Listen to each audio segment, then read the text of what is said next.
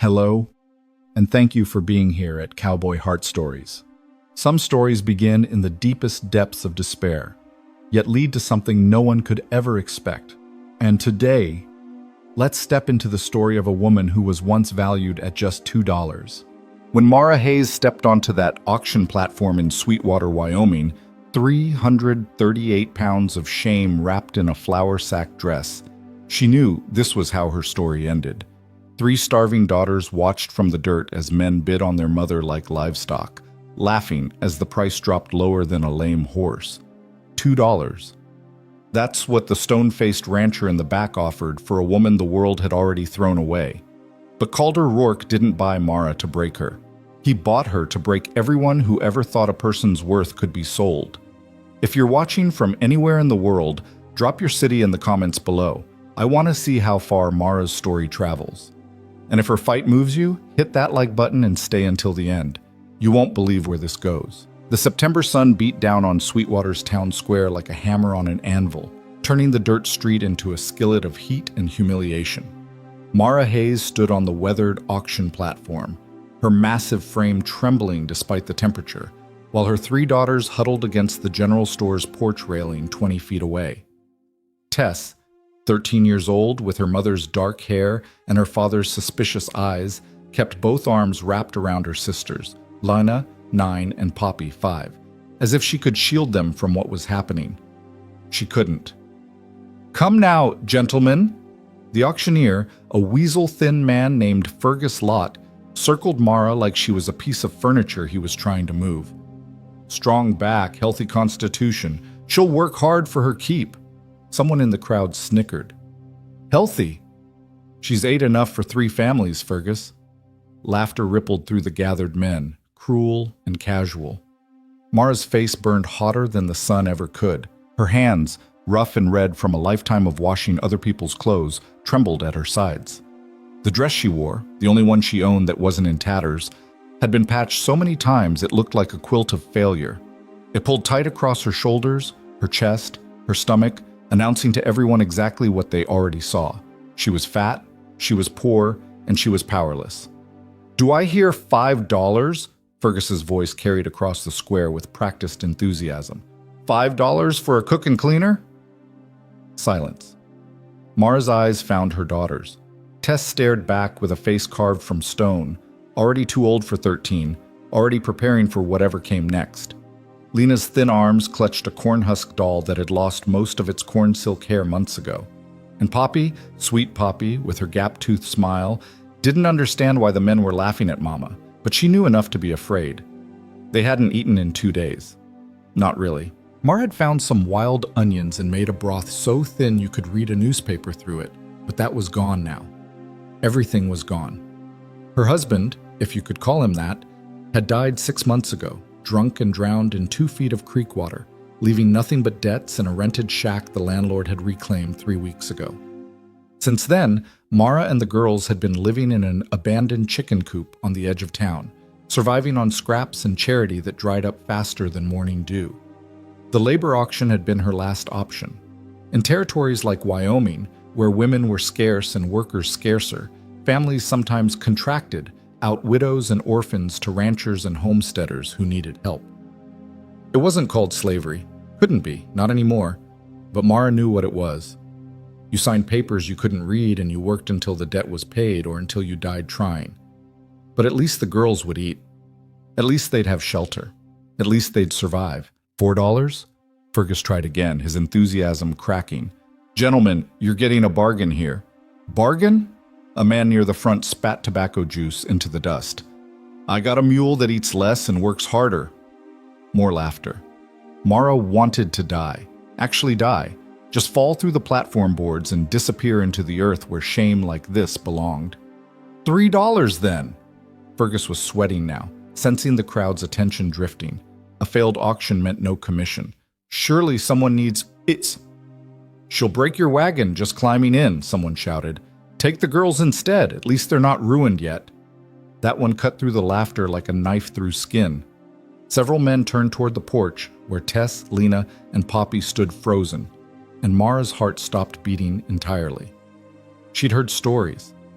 Every woman in the territory had, about what happened to girls with no protection, no family, no value, except the kind that got used up and thrown away.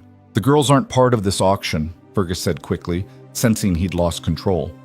Just the woman. Now do I hear $2? The voice came from the back of the crowd, low and rough as gravel scraped over stone. Conversation died. Heads turned. Even Fergus stopped mid-sentence. A man stood in the shadow of the livery stable, tall enough that the sun seemed to break around him rather than touch him. He wore dark wool despite the heat, a wide-brimmed hat pulled low, and his face, what Mara could see of it, looked like it had been carved from the same mountains that ringed the valley. Sharp bones, hard jaw, eyes the color of winter sky, pale and cold and unreadable. $2, he said again, stepping forward into the sunlight. His boots hit the dirt with the weight of absolute certainty. Cash. The crowd parted without anyone consciously deciding to move.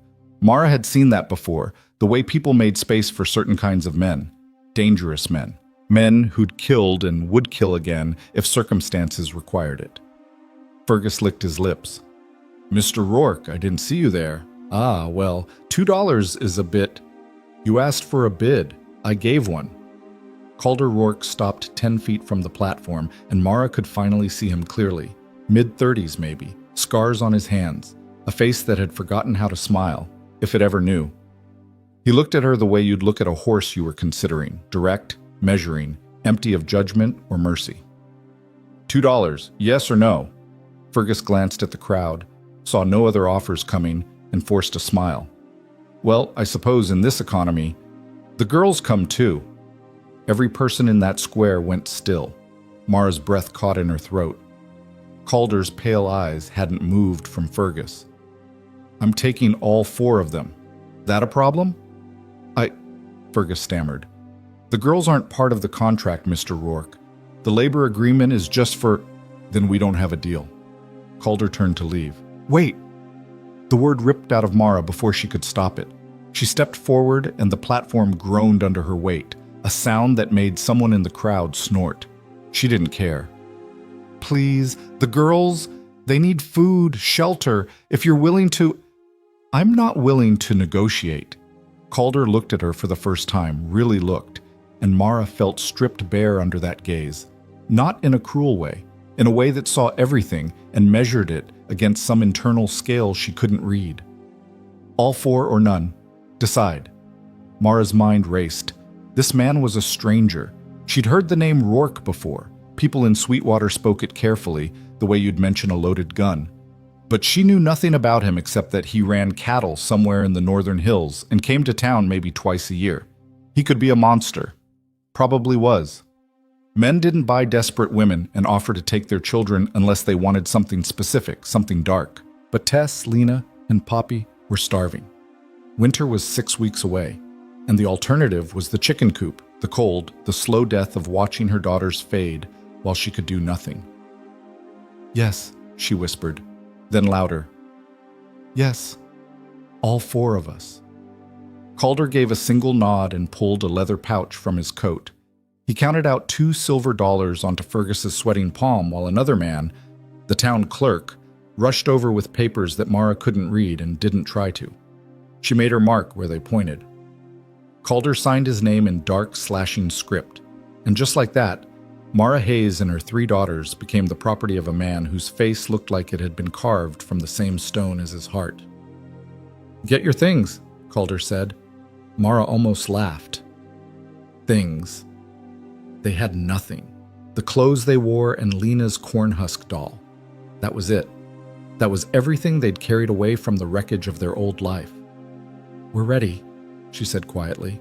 Calder studied her for a moment, then looked past her to where the girls still stood frozen on the porch. You 3, come here.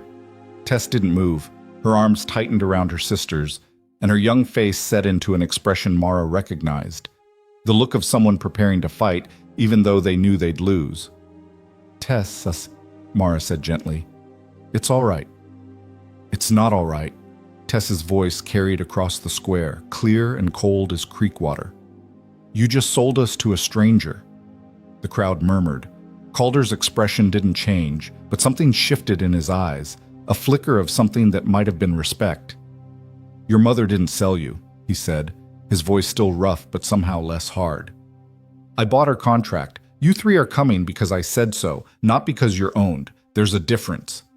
"Is there?" Tess shot back. "Tess, please." Mara started down from the platform, but her foot caught on a warped board and she stumbled. Her weight shifted wrong. The board cracked, and suddenly she was falling, arms windmilling, terror shooting through her as she imagined crashing into the dirt in front of everyone, the final humiliation. A hand caught her arm. Strong, steady. Calder had moved faster than seemed possible for a man his size, and now he held her upright with one hand while the other braced her elbow. His face was close enough that she could see the gray threaded through his dark hair, the tiny scar above his left eyebrow, the absolute absence of disgust in his expression.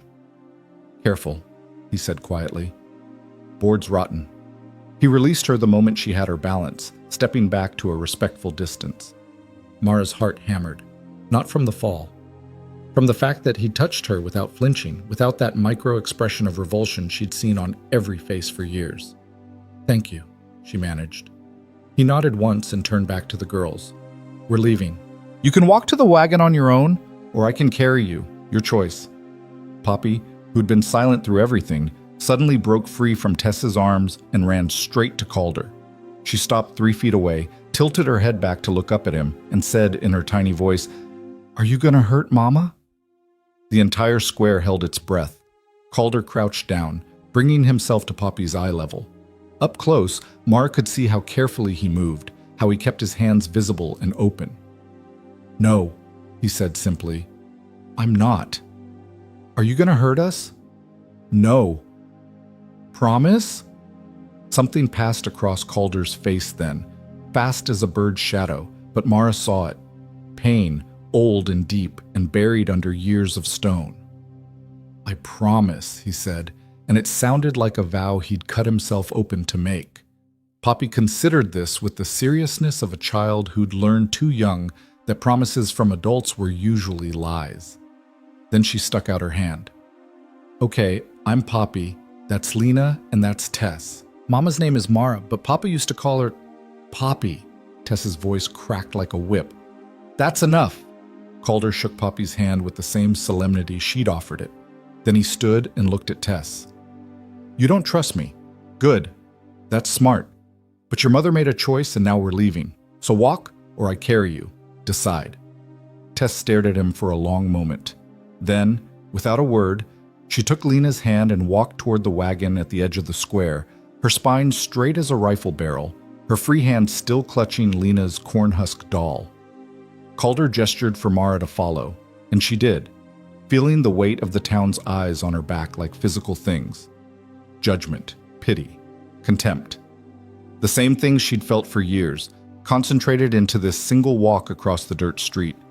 The wagon was old but well-maintained, pulled by 2 sturdy draft horses that looked better fed than most people Mara knew. Calder lifted Poppy up into the back.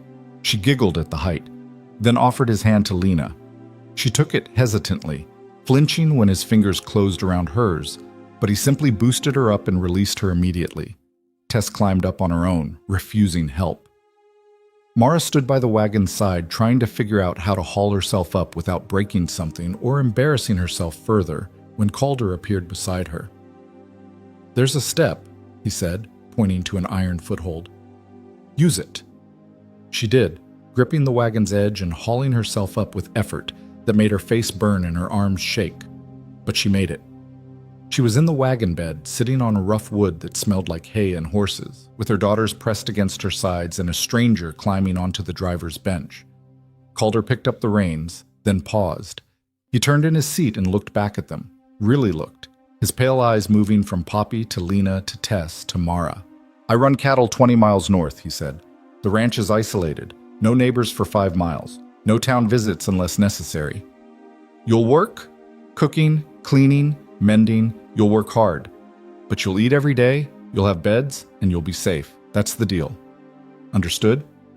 Mara nodded, not trusting her voice. "One more thing." Calder's expression didn't change, but his voice dropped lower, harder. "You're hired help, not property. anyone asks, that's what you tell them. And the girls are under my protection. That means if anyone, and I mean anyone, tries to bother them, you tell me immediately. Clear? Clear, Mara whispered. Calder held her gaze a moment longer, then turned forward and snapped the reins. The wagon lurched into motion, and Sweetwater began to fall away behind them. The auction platform, the cruel laughter, the men who'd bid on her like livestock. All of it shrinking into the distance as the wagon rolled north on a rutted road that led into the mountains. Mara pulled her daughters close and tried not to think about what she'd just done. Tried not to imagine all the ways this could go wrong. Tried not to remember that men who seemed kind at first were often the cruelest in the end. But Poppy was already half asleep against her side, and Lena had stopped shaking, and even Tess had loosened her death grip on the corn-husked doll. So Mara closed her eyes, felt the wagon rock beneath her, and told herself that maybe, just maybe, $2 had bought them more than slavery. Maybe it had bought them a chance. The road climbed steadily into the foothills, leaving the valley floor and its scattered homesteads behind. Calder didn't speak. He sat like a statue on the driver's bench, his broad shoulders blocking most of the forward view, the reins loose in his calloused hands. The horses knew the way. Mara studied the back of his head, the dark hair just starting to gray at the temples, the rigid line of his spine, the way he held himself like a man who'd forgotten how to relax. Everything about him was controlled, contained, locked down tight. She'd known men like that before. Her husband had been one, all charm and smiles in public, all fists and fury in private. "Mama?" Lena's small voice broke the silence. "Where are we going?" "North," Mara said, stroking her daughter's tangled hair. "To Mr. Rourke's ranch." "Is it nice?" "I don't know, sweetheart." "Will there be food?" Mara's throat tightened. "He said there would be." "Will there be—" "Lena," Tess cut her off, not unkindly. "Stop asking questions Mama can't answer." Lena fell silent, her fingers twisting in the fabric of Mara's dress. Poppy had fallen completely asleep now, her small body boneless with exhaustion. She weighed almost nothing. None of them did. They'd been starving so slowly that Mara had almost stopped noticing how their faces had sharpened, how their clothes hung loose. The landscape changed as they climbed. Sage gave way to juniper, then to ponderosa pine. The air cooled, the road narrowed, and the isolation Calder had promised became visceral. No houses, no fences, no signs of human habitation at all. Just mountains and sky and the relentless rattle of wagon wheels over stone. "How much farther?" Tess asked after an hour, her voice carefully neutral. Calder didn't turn around. "Another hour, maybe more." "That's a long way from town." "That's the point." Tess fell silent, but Mara could feel her daughter's tension like a coiled spring. Tess was planning something, watching for opportunities, preparing to run if necessary. Mara wanted to tell her it was useless. You couldn't run from a man like Calder Rourke, not in country this wild, but she understood the impulse. The need to believe you still had choices, even when you didn't. The sun was angling toward the western peaks when the wagon crested a final ridge, and the ranch came into view below. It wasn't what Mara had expected. The house was solid. 2 stories, dark wood, a stone chimney that suggested real winters up here. The barn was bigger than any she'd seen, well built and recently repaired. There were corrals, a chicken coop, a smokehouse, a root cellar with its grass-covered mound. Everything was neat, maintained, organized with military precision. And everything was empty. Not abandoned. There were cattle visible in the far pastures, smoke rising from the chimney, but empty of people, empty of life. The whole place had the feeling of a held breath, a pause between heartbeats, a space where something had stopped and never started again. Calder drove the wagon straight to the house and set the brake with practiced ease. He climbed down, then stood beside the wagon, looking up at them. "Welcome to Rourke Ranch," he said flatly. "Let's get you settled." He offered his hand to Mara first.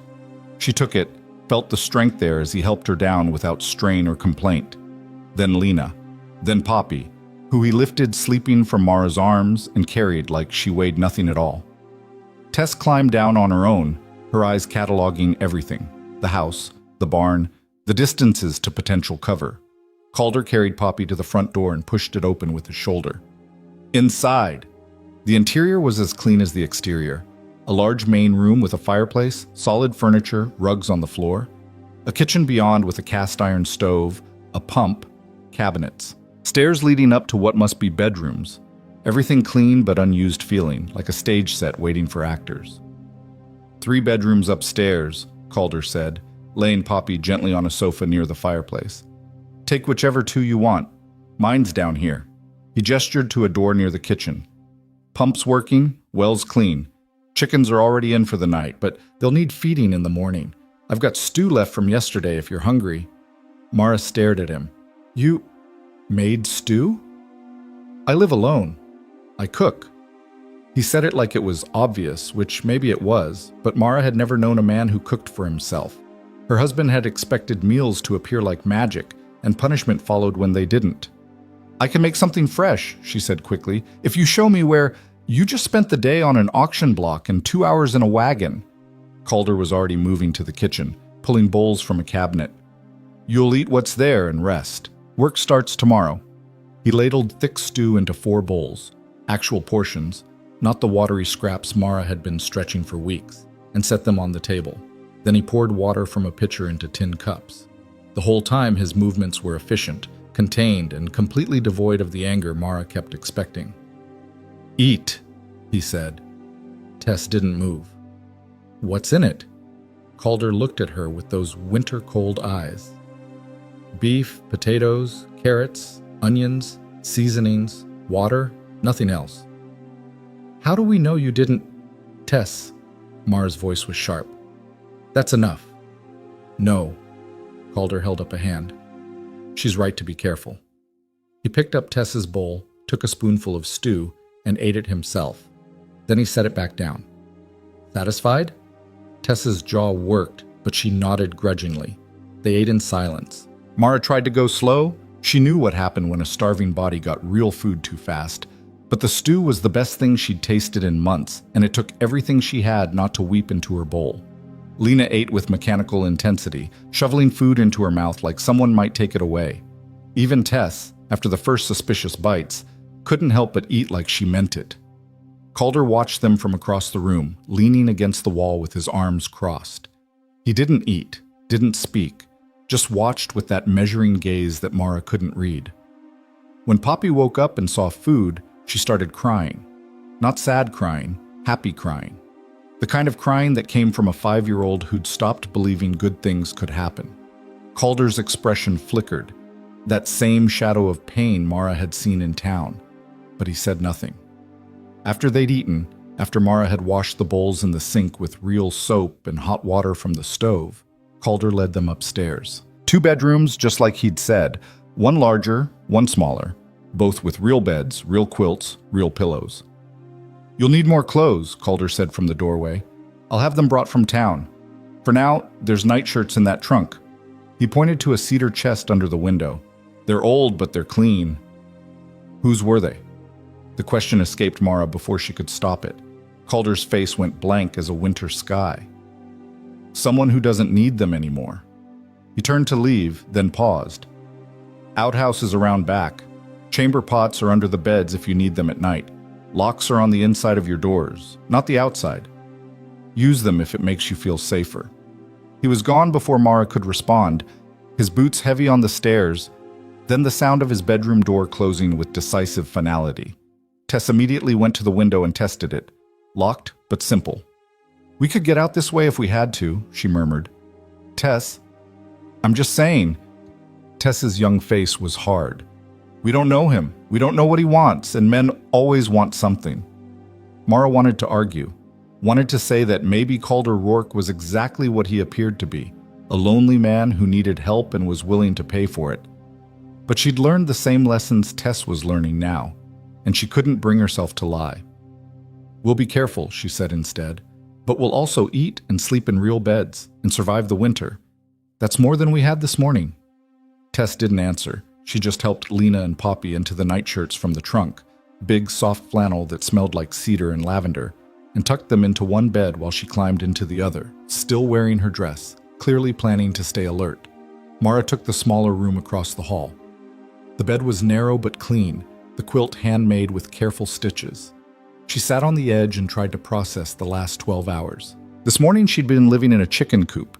Now she was in a stranger's house, in a stranger's bed, wearing a dead woman's nightshirt, because that's what it had to be, didn't it? The clothes, the clean house, the empty feeling. Someone had lived here and left, or lived here and died, and Calder Rourke had locked himself in this place with the ghosts. Mara lay down and closed her eyes. Through the thin walls, she could hear Poppy's soft breathing, already asleep again. Lena's restless shifting, Tess's deliberate silence. And downstairs, nothing. No sound at all from the man who'd bought them for $2 and brought them into the wilderness for reasons Mara couldn't begin to guess. She should be terrified. She was terrified. But she was also exhausted and fed and warm for the first time in months. So she let herself drift, knowing that tomorrow would bring work and answers and probably complications she couldn't predict. But tonight, her daughters were safe. Tonight, that was enough. Mara woke to the smell of coffee and bacon. For a moment, still caught in the web of sleep, she thought she'd died and somehow earned a heaven she didn't deserve. Then reality crashed back, the auction, the wagon, the ranch, and she sat up so fast her head spun. Gray light filtered through the window. Dawn, or just after. She could hear movement downstairs, the clink of dishes, the pop of firewood in the stove. She dressed quickly in yesterday's flour sack dress and made her way downstairs, expecting to find Calder cooking. Instead, she found him sitting at the table with a cup of coffee, staring at nothing, while the bacon smoked on the stove behind him. "Mr. Rourke!" Mara rushed past him and grabbed the pan, yanking it off the heat. The bacon was blackened on one side, but salvageable. She flipped the strips with a fork she found nearby, then turned to look at him. "You'll burn the house down." Calder blinked, seeming to surface from somewhere deep inside his own head. He stopped. Started again. "I was thinking." "Well, think away from the stove." The words came out sharper than Mara intended, but she was already moving, assessing the kitchen. "Are the girls still asleep?" "Haven't heard them." "Good. They need rest." Mara found a bowl, started cracking eggs she found in a basket near the sink. "How many hands do you have working here?" "None." She paused. "You run this whole ranch alone?" "Yes. That's impossible. Insane. A lot of work. Keeps me busy." Calder stood, refilling his coffee cup from the pot on the stove. "I've got cattle to check this morning. I'll be gone most of the day. You'll stay here, settle in. There's food in the pantry, wood by the fireplace. Don't wander off the property." "Why not?" He looked at her over the rim of his cup. "Because I said so." It wasn't a threat. It was just a fact, delivered in that same flat tone he used for everything. But Mara felt the weight of it anyway, the reminder that she wasn't free, wasn't in control, wasn't anything except hired help, who could be dismissed or worse if she didn't follow the rules. "Understood," she said quietly, turning back to the eggs. They ate breakfast in silence. Calder, Mara, and eventually the girls, who came downstairs one by one like wild animals testing a new territory. Tess watched everything. Lena ate without speaking. Poppy chattered about the big bed and the soft pillows until Tess told her to hush. After breakfast, Calder stood, put on his hat, and headed for the door. "I'll be back by dark. Lock the doors after I leave." "Are we in danger?" Tess asked sharply. Calder paused, his hand on the doorframe. "No, but locks are a good habit."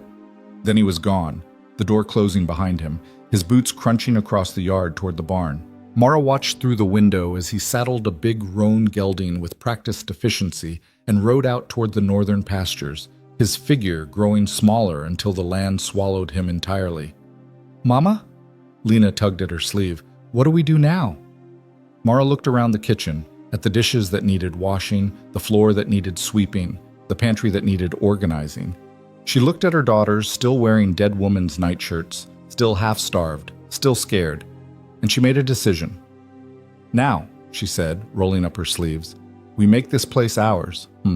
They worked all day. Mara scrubbed the kitchen until the old wood gleamed, organized the pantry, discovered a garden behind the house that had gone half wild and started planning how to salvage it. Tess swept every floor, checked every window, and mapped the ranch's layout like a general preparing for war. Lena and Poppy tackled the chicken coop, gathering eggs and talking to the hens like they were old friends. By the time the sun started sinking toward the mountains, the house looked different, lived in, cared for. Mara had even found wildflowers growing near the creek and put them in a jar on the table. A small thing, but it made the space feel less like a museum and more like a home. Calder rode in just as she was pulling bread from the oven. She heard the hoofbeats, the creak of the barn door, the low murmur of his voice to the horse, then his boots on the porch steps. He stopped in the doorway, hat in hand, and stared. The house was clean. Dinner was cooking. The girls were setting the table with mismatched plates Mara had found in the back of a cabinet. And in the center of it all, wearing a dress that didn't fit and a face still marked by too many years of hunger, Mara stood with flour on her hands and something like defiance in her eyes. "Welcome home, Mr. Rourke," she said. For the first time since she'd met him, Calder Rourke's expression cracked. Not much, just a fraction, but enough that Mara saw the man underneath the stone, grief-worn, exhausted, and so desperately lonely it hurt to look at. "Thank you," he said quietly.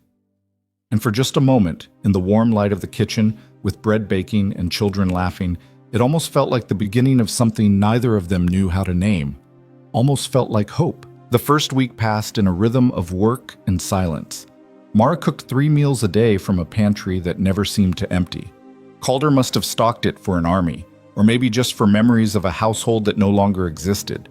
She scrubbed floors that didn't need scrubbing, mended clothes she found in trunks upstairs, and slowly transformed the austere ranch house into something that breathed. The girls helped where they could, though Tess still watched Calder like he was a wolf that hadn't decided whether to bite yet. And Calder himself remained an enigma, wrapped in work clothes and silence. He left before dawn, returned after dusk, ate whatever Mara put in front of him with a quiet "thank you," and then disappeared into his bedroom like a ghost retreating to its haunt.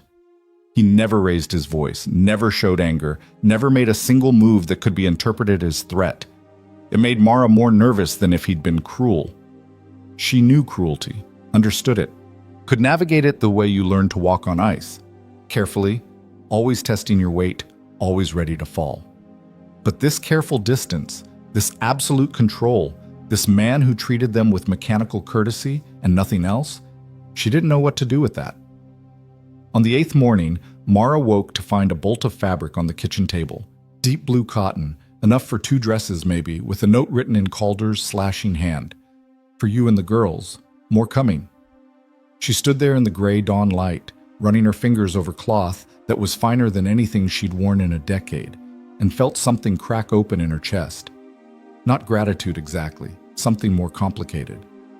The recognition that this man had noticed her flour sack dress, had thought about it, had done something about it without being asked. "Mama?" Tess stood in the doorway, already dressed, already alert. "What is it?" "Fabric," Mara said quietly. Mr. Rourke left fabric. Tess came closer, touched it with one tentative finger. "Why?" "Because we needed it, I suppose." "Nothing's free." Tess's voice was flat with the certainty of experience. "He'll want something for it." Mara wanted to argue, but the same suspicion lived in her own bones. "Maybe, but until he asks, we'll take it and be grateful." She spent that morning cutting patterns from old newspapers, measuring the girls with a tape she found in a sewing basket tucked in the corner of the main room. The basket itself was a revelation. Good scissors, needles, thread in a dozen colors, a thimble worn smooth with use. Everything a woman needed to keep a household clothed. Everything Calder's ghost had left behind. Mara was pinning fabric to Lena's shoulders when hoofbeats echoed across the yard. Multiple horses, coming fast. Her hands froze. Tess was at the window in seconds. "3 riders," she said sharply, "coming straight here." Mara's heart kicked against her ribs. "Go upstairs, all of you. Now." "Mama?" "Now, Tess." For once, her eldest didn't argue. She grabbed Lena and Poppy and hauled them toward the stairs, and Mara heard the bedroom door close just as the riders pulled up outside. She moved to the window, trying to see past the angles of light and shadow. Three men on expensive horses. The one in the center wore a tailored coat despite the heat. Silver hair swept back from a face that spoke of money and the arrogance that came with it. The two flanking him were younger, one slim and sharp-featured, the other built like a bull. All three wore guns. The silver-haired man dismounted with the ease of someone who'd been giving orders his entire life. He didn't knock. He walked straight to the door and pushed it open like he owned the place. "Well," he said, stepping into the kitchen with his riders behind him. "So this is where Rourke's keeping his new acquisition." Mara backed up instinctively, her mind racing. Three men. No Calder. Miles from help. "Mr. Rourke isn't here," she managed. "You'll have to come back." "Oh, I'm not here for Rourke." The man smiled, and it was the kind of smile predators gave before they struck. "I'm here for you, Mrs. Hayes, or should I say, the woman who was supposed to be mine." I slid down Mara's spine. "I don't understand. Cornell Whitlock." He said it like she should recognize the name, and when she didn't, his smile sharpened. "My family owns half this valley. We have contracts with half the territory. And when I send my son to an auction to purchase labor for our household, I expect him to come home with what I paid for." The slim young man, his son, clearly, stepped forward. Gavin Whitlock had his father's cold eyes and a mouth that suggested he enjoyed other people's pain. "I bid $3 for you," he said, but by the time I got there, Rourke had already signed the papers. "He bid $2, Mara whispered. The auction was compromised." Cornell Whitlock moved deeper into the kitchen like he was inspecting livestock. "Rourke has a habit of interfering in things that don't concern him. But contracts can be voided. Agreements can be, renegotiated." "I don't belong to you," Mara said, trying to keep her voice steady. "Mr. Rourke bought my contract legally." "Legally?" Cornell laughed. "Out here, Mrs. Hayes, law is what powerful men say it is, and the Whitlock family is very powerful." The third man, the bull, was looking around the kitchen with dead eyes, cataloging exits, windows, potential weapons. Mara's gaze flicked to the knife block near the stove. Too far. She'd never make it. "What do you want?" she asked. "I want you to understand your position." Cornell stopped 3 feet away, and Mara could smell expensive tobacco and older sweat. "You're a woman with no husband, no family, no value except what men assign you. Rourke might have you now, but he's one man in a very isolated place. Accidents happen. Houses burn. People disappear. Are you threatening? I'm educating you." His voice stayed pleasant, which made it worse. "If you were working in my household, you'd be protected, provided for. Your daughters would have opportunities. But here?" He gestured around the kitchen. "Here, you're just waiting for Rourke to get bored or angry or drunk. And when that happens, who do you think will help you? Who do you think even knows you're here?" Mara's hands shook. She clasped them behind her back so he wouldn't see. "Mr. Rourke has been nothing but— Calder Rourke is a killer," Gavin spoke this time, moving to stand beside his father. "Did he tell you that? Did he mention the men he put in the ground before he came here? The reason he ran to this godforsaken ranch in the first place? It's absolutely true." Cornell's smile never wavered. "Check the records in Cheyenne if you don't believe me.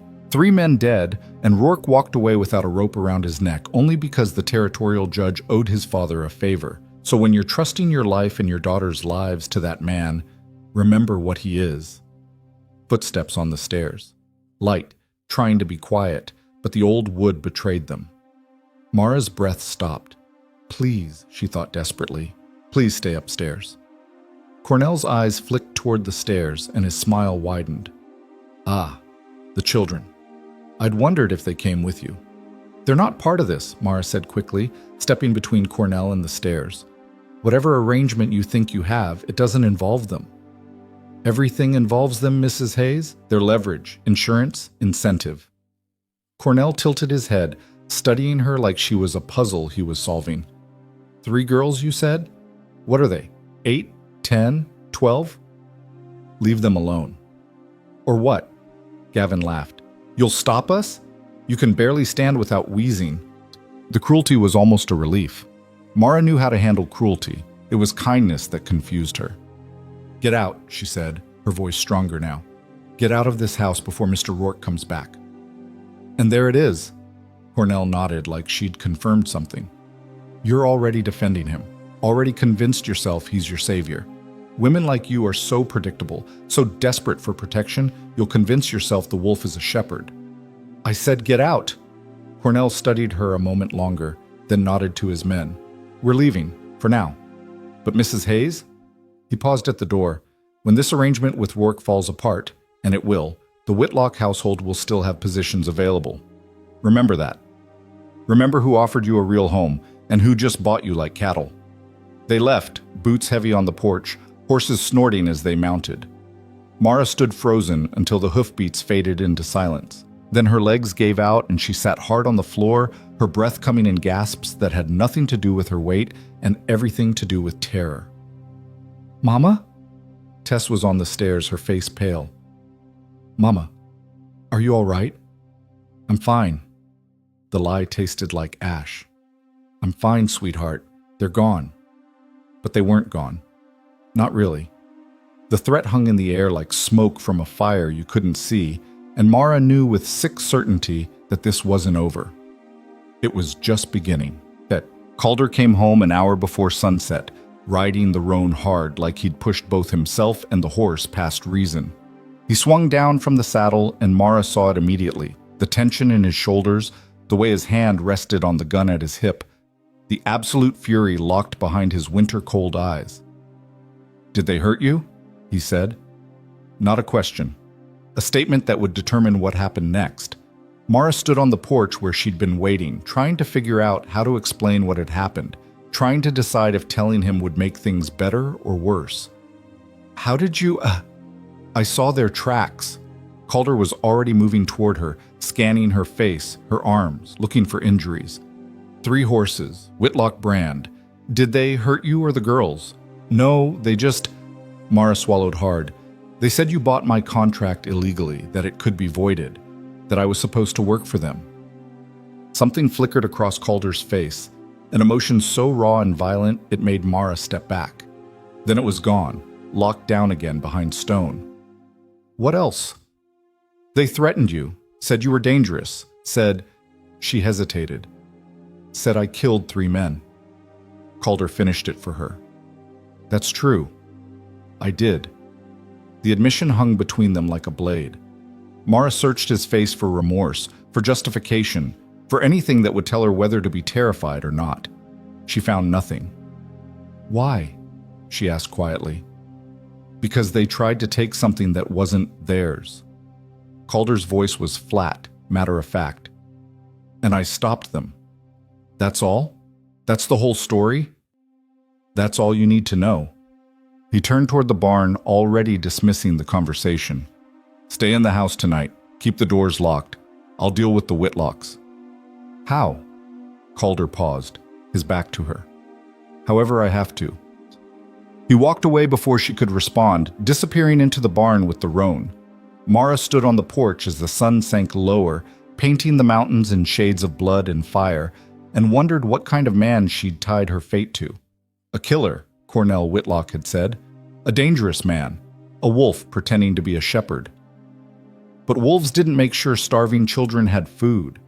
Didn't leave fabric for dresses or maintain locks on the inside of bedroom doors. Didn't look at a woman who'd been sold for $2 and see something worth protecting. Did they?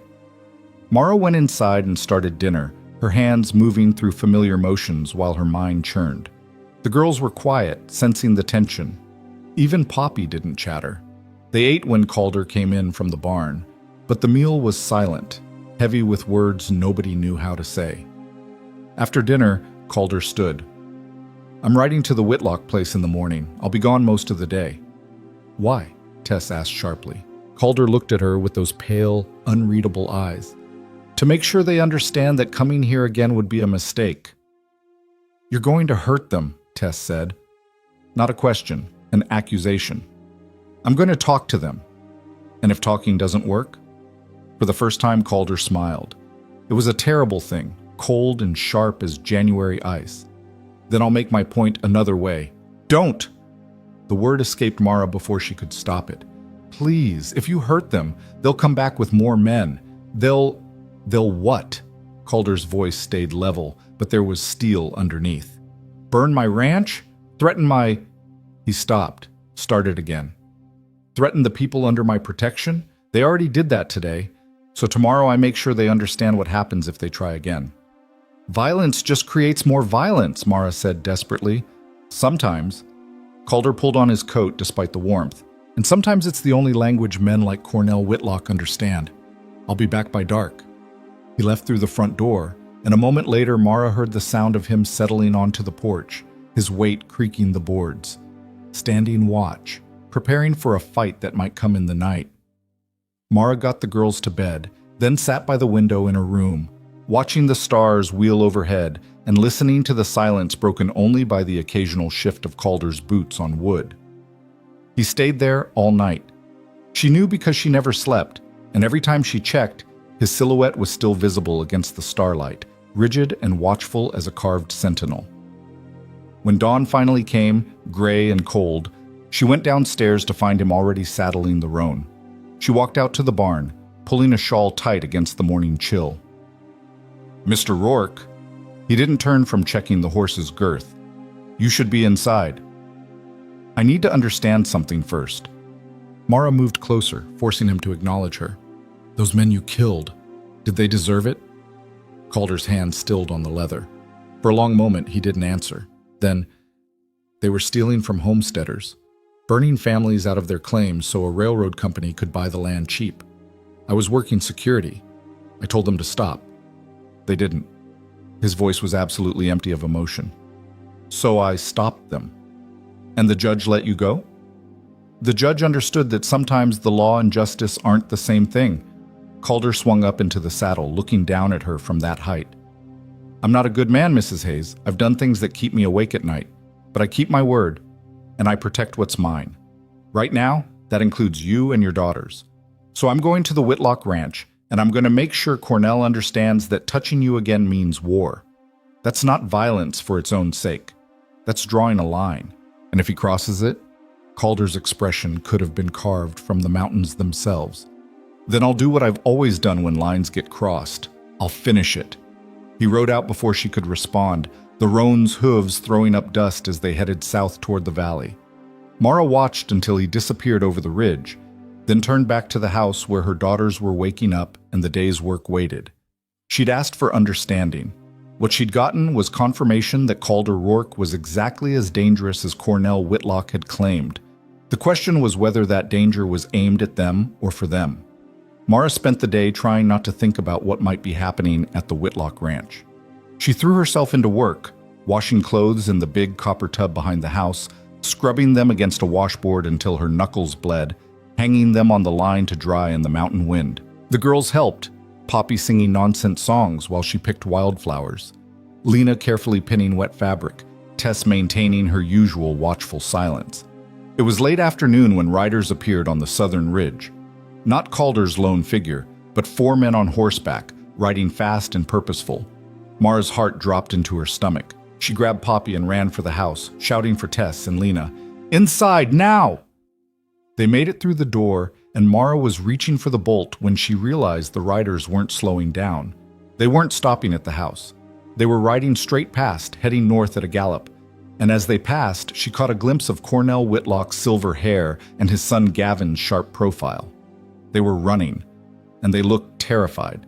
10 minutes later, Calder appeared on the ridge, riding at a walk, his posture relaxed and his face absolutely calm. He came to the house, dismounted, and only then did Mara see his knuckles, split and bleeding, wrapped in a bandana that was more red than white. What did you do? She asked from the doorway. Calder looked at his hands like he'd forgotten they were damaged. I drew a line. They won't cross it again. You can't know that. I can. He moved past her into the house, heading for the pump. Because I told Cornell Whitlock that if any of his family or his men set foot on this property again, I'd burn his ranch to the ground with everyone in it. And he believed me. Mara followed him, her pulse hammering. You threatened to murder an entire family? I threatened to respond to aggression with overwhelming force. Calder pumped water over his hands, hissing as it hit the torn skin. "There's a difference." "Is there?" He turned to look at her, and for the first time she saw something other than cold control in his eyes. She saw exhaustion, bone deep and soul heavy. "Yes," he said quietly, "because I won't actually burn anything unless they force me to. But they needed to believe I would. That's how this works, Mrs. Hayes. Men like Cornell Whitlock respect exactly two things: money and violence. I don't have enough of the first, so I used the second. It's not civilized. It's not proper." Calder's voice rose slightly, the first real emotion she'd heard from him. "You're right. It's not. But we're not in a drawing room in Boston. We're in Wyoming territory where the law is 3 days' ride away and justice is what you can enforce yourself. So yes, I threatened them. And yes, I hit Gavin Whitlock hard enough to break his nose when he called you a whore who wasn't worth $2. And yes, I would burn that ranch if they touched you or those girls." He stopped, breathing hard, then forced his voice level again. "Because that's what protection actually looks like out here. Not pretty, not gentle, just effective." Silence filled the kitchen. Mara could hear her own heartbeat, could hear the girls breathing from where they huddled near the stairs, could hear the water still dripping from Calder's torn hands. "He called me a whore," she said quietly. "Yes." "And you broke his nose?" "Yes." "Why?" Calder looked at her for a long moment, and something shifted in his expression, something that might have been surprise, like the question itself was foreign. "Because it was a lie," he said finally, "and because nobody insults people under my protection." Tess's voice came from the stairs, small and uncertain. "Did you kill anyone?" Calder turned to look at her. "No." "But you would have." "If they'd forced me to, yes." Tess studied him with those old, beyond her years eyes. Then she nodded slowly. "Good." The single word seemed to break something in the room's tension. Calder exhaled, his shoulders dropping slightly. Mara found her voice. "Let me see your hands." "They're fine. They're bleeding through the bandana. Sit down." For a moment she thought he'd refuse. This man who'd just threatened to burn a ranch, who'd broken another man's nose for an insult, who held himself like touching or being touched was somehow dangerous. But then he pulled out a chair and sat, laying his damaged hands on the table. Mara unwrapped the bandana carefully. The knuckles were split in multiple places, already swelling, dirt and blood mixed together. "This is going to hurt," she warned. "I know." She pumped fresh water, found clean cloth, and began washing the wounds. Calder sat absolutely still, his face betraying nothing even when she had to press hard to clean debris from the deeper cuts. Tess brought the medical kit from upstairs, another discovery from one of the trunks, and Mara used carbolic solution that made Calder's jaw tighten but drew no other response. "You fight a lot?" she asked quietly, wrapping his hands in clean bandages. "Not anymore." His voice was distant. "Haven't had reason to in years. Until today." Until today. Mara tied off the last bandage and stepped back. Calder looked at his wrapped hands like they belonged to someone else, then stood. "Thank you," he said. Then he walked out to the barn, leaving Mara and the girls in the kitchen with the bloody water and the lingering scent of violence that no amount of scrubbing could wash away. That night, after the girls were in bed, Mara sat by her window and watched Calder check the perimeter one more time before settling on the porch again. Standing watch, protecting them from threats he'd created by protecting them in the first place. The cycle made her head hurt, but her daughters were safe, federal, sleeping in real beds under a roof that didn't leak. And the man who'd made that possible was sitting outside with bloody hands, keeping watch through another night because he'd promised they'd be protected. Mara pulled the blanket tighter and tried to figure out what she owed him. Gratitude? Fear? Trust? She still didn't know. But tomorrow would come whether she had answers or not. And the work would still need doing, and Calder Rourke would still be an enigma wrapped in violence and unexpected gentleness. So she'd do what she'd always done. She'd survive, one day at a time. The fragile peace lasted exactly 3 weeks. 3 weeks of falling into a rhythm that almost felt normal. Calder worked the ranch from dawn until dark, and Mara kept the house running with an efficiency born from years of making something from nothing. The girls slowly unfurled like flowers after a drought. Poppy's laughter came easier. Lena started singing while she collected eggs, and even Tess began to soften around the edges, though she still watched Calder like he was a puzzle she hadn't solved yet. Mara made the blue fabric into dresses for the girls, staying up late by lamplight to get the stitches right. When she finished, she started on one for herself, and the morning she put it on for the first time, Calder looked up from his coffee and said, "That's a good color on you." Then he walked out before she could respond, leaving her standing in the kitchen with heat rising in her cheeks and no idea what to do with the strange flutter in her chest. They didn't talk much, she and Calder, but they existed in the same space with less tension than before. He stopped flinching when she moved too quickly near him. She stopped holding her breath every time he came through the door. And sometimes, in the evening after the girls were asleep, they'd sit on the porch together in silence. Him with his coffee, her with her mending, and watch the stars come out over the mountains. It wasn't friendship exactly, but it wasn't the careful terror of those first days either. It was something in between, something unnamed and fragile. And then the sheriff came. Mara was hanging wash when she saw the dust rising from the southern road. Single rider, coming at an easy pace, wearing a badge that caught the morning sun. Her stomach dropped. Law meant trouble. Always had. She called for the girls and they scattered to their practice positions. Tess upstairs at the window with a clear view of the yard. Lena and Poppy in the kitchen where Mara could reach them. By the time the sheriff reached the house, Mara was on the porch with her hands clasped and her face carefully neutral. The man who dismounted was older, maybe 60, with gray in his beard and eyes that had seen too much to be surprised by anything. He tipped his hat politely. "Ma'am, Sheriff Thomas Birch. I'm looking for Calder Rourke." "He's checking the north pasture," Mara said carefully. "Won't be back until evening." "I can wait." Birch's eyes swept the yard, taking in the clean house, the repaired fences, the chickens scratching in their pen. "Or you could tell him I need to speak with him about a complaint filed by Cornell Whitlock regarding assault and threats of arson." There it was, the other shoe dropping. Mara's hands tightened until her nails bit into her palms. "Mr. Whitlock came here first, threatened us. Mr. Rourke was defending—" "I'm not here to arrest anyone, ma'am." Birch held up a hand. "Just here to hear both sides and make sure this doesn't escalate into something that gets people killed. You mind if I water my horse?" Mara nodded toward the trough near the barn. While Birch led his mount over, she caught Tess's eye in the window and shook her head slightly. Not a threat, not yet, but close. Calder rode in 2 hours later and Mara saw the moment he spotted the sheriff's horse tied outside the barn. His whole body went rigid, his hand dropping to the gun at his hip before he consciously stopped himself. He dismounted slowly and walked to where Birch sat on the porch steps, drinking water from a tin cup Mara had brought out. "Sheriff." "Calder." Birch didn't stand. "Been a while." "Not long enough." "Probably not." Birch set down the cup. "Cornell Whitlock says you assaulted his son and threatened to burn his ranch. That true?" Calder's face could have been carved from granite. "His son called Mrs. Hayes a whore.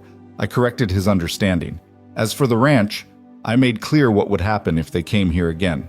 Call it a threat if you want. I call it a boundary. Assault's still assault. Self-defense is still legal. Not when you ride to someone else's property to deliver it." Birch finally stood, brushing dust from his pants. "Look, I know the Whitlocks. Known them for 20 years. Cornell's a bastard who thinks his money makes him king, and Gavin's worse because he's got his father's cruelty and half his brains. But they've got lawyers and connections, and you've got a history that won't do you any favors in court. So arrest me." Calder's voice was flat. "Or don't. But I'm not apologizing for protecting my household." "Your household?" Birch's eyes flicked to Mara, then back. "That what we're calling it? That's what it is. Hired help according to the contract." "Hired help I'm responsible for." Calder took a step closer, and even though he wasn't armed and the sheriff was, there was something in his bearing that made it clear who was more dangerous. "Cornell Whitlock sent his men to my property to intimidate a woman and her children. When I responded, he filed a complaint. So tell me, Sheriff, who's breaking the law here?" Birch was quiet for a long moment, then he sighed. This is going to get ugly, Calder. You know that, right? Cornell's not going to let this go. He'll push until something breaks. Let him push. And when he brings 20 men instead of 3, when he decides to make an example of you, then I'll make an example right back. Calder's voice dropped lower, colder. I've been on the losing side of a range war before, Sheriff. I know how it ends, but I also know that sometimes you draw a line even if it costs you everything, because some things are worth more than survival. Noble sentiment. Birch picked up his hat. Won't mean much when you're dead, and that woman and her girls are exactly where Cornell wanted them in the first place. The words hit Mara like a physical blow. She'd been standing in the doorway, listening, trying to understand what was happening. But hearing it laid out so plainly, the stakes, the danger, the inevitability of violence, made it real in a way it hadn't been before. There has to be another way, she said, stepping onto the porch. Legal protection, or, ma'am, I appreciate the thought, but out here the law's got limits.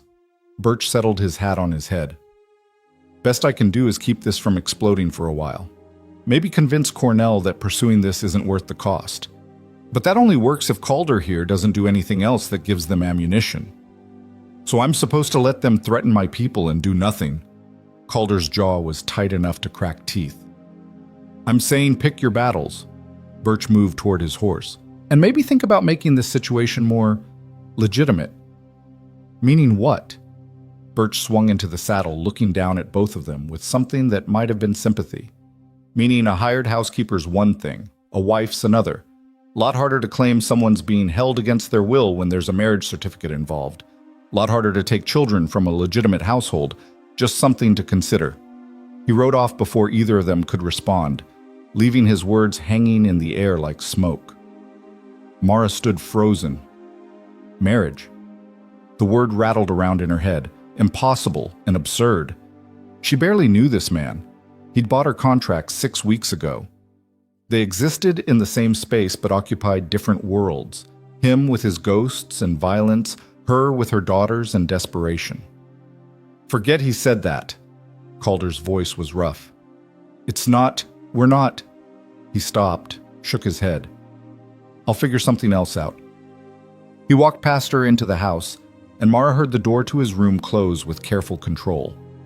Not a slam, just the quiet sound of a man putting distance between himself and a conversation he didn't want to have. That night, Mara lay awake in her narrow bed and thought about impossible things. Marriage to a stranger, safety bought with vows, the difference between protection and possession. She thought about her daughters sleeping across the hall, about the life they were building here, about what would happen if the Whitlocks came back with force instead of threats. And she thought about Calder Rourke, dangerous, damaged, and somehow gentler with her girls than any man had a right to be. A killer who made sure they had fabric for dresses. A man who'd broken another man's nose over an insult to her honor. The math was simple, really. Brutal, but simple. Marriage would make them untouchable in ways a labor contract never could. It would give the girls his name, his protection, his legal standing. It would turn them from hired help into family, at least on paper. And all it would cost was whatever was left of her dignity and the last shreds of choice she'd been clinging to since the auction block. Mara stared at the ceiling until dawn crept through the window, and by the time the sun rose, she'd made her decision. Not because she wanted to, because she had to. Because survival had always meant doing things that broke you, and this was just one more crack in a foundation already webbed with fractures. She found Calder in the barn after breakfast, mucking out stalls with grim efficiency. He looked up when she entered, his expression carefully blank. The sheriff's right, she said without preamble. About the marriage. Calder's hand stilled on the pitchfork. No. Yes. Mara moved closer, forcing herself to meet his eyes. A labor contract isn't enough protection. You know it, and I know it. But a marriage would be a lie, would be legal. She kept her voice steady even though her heart was hammering. And legal is what matters when men like Cornell Whitlock come calling. You said yourself you protect what's yours. Make it official. Make it real in the eyes of the law.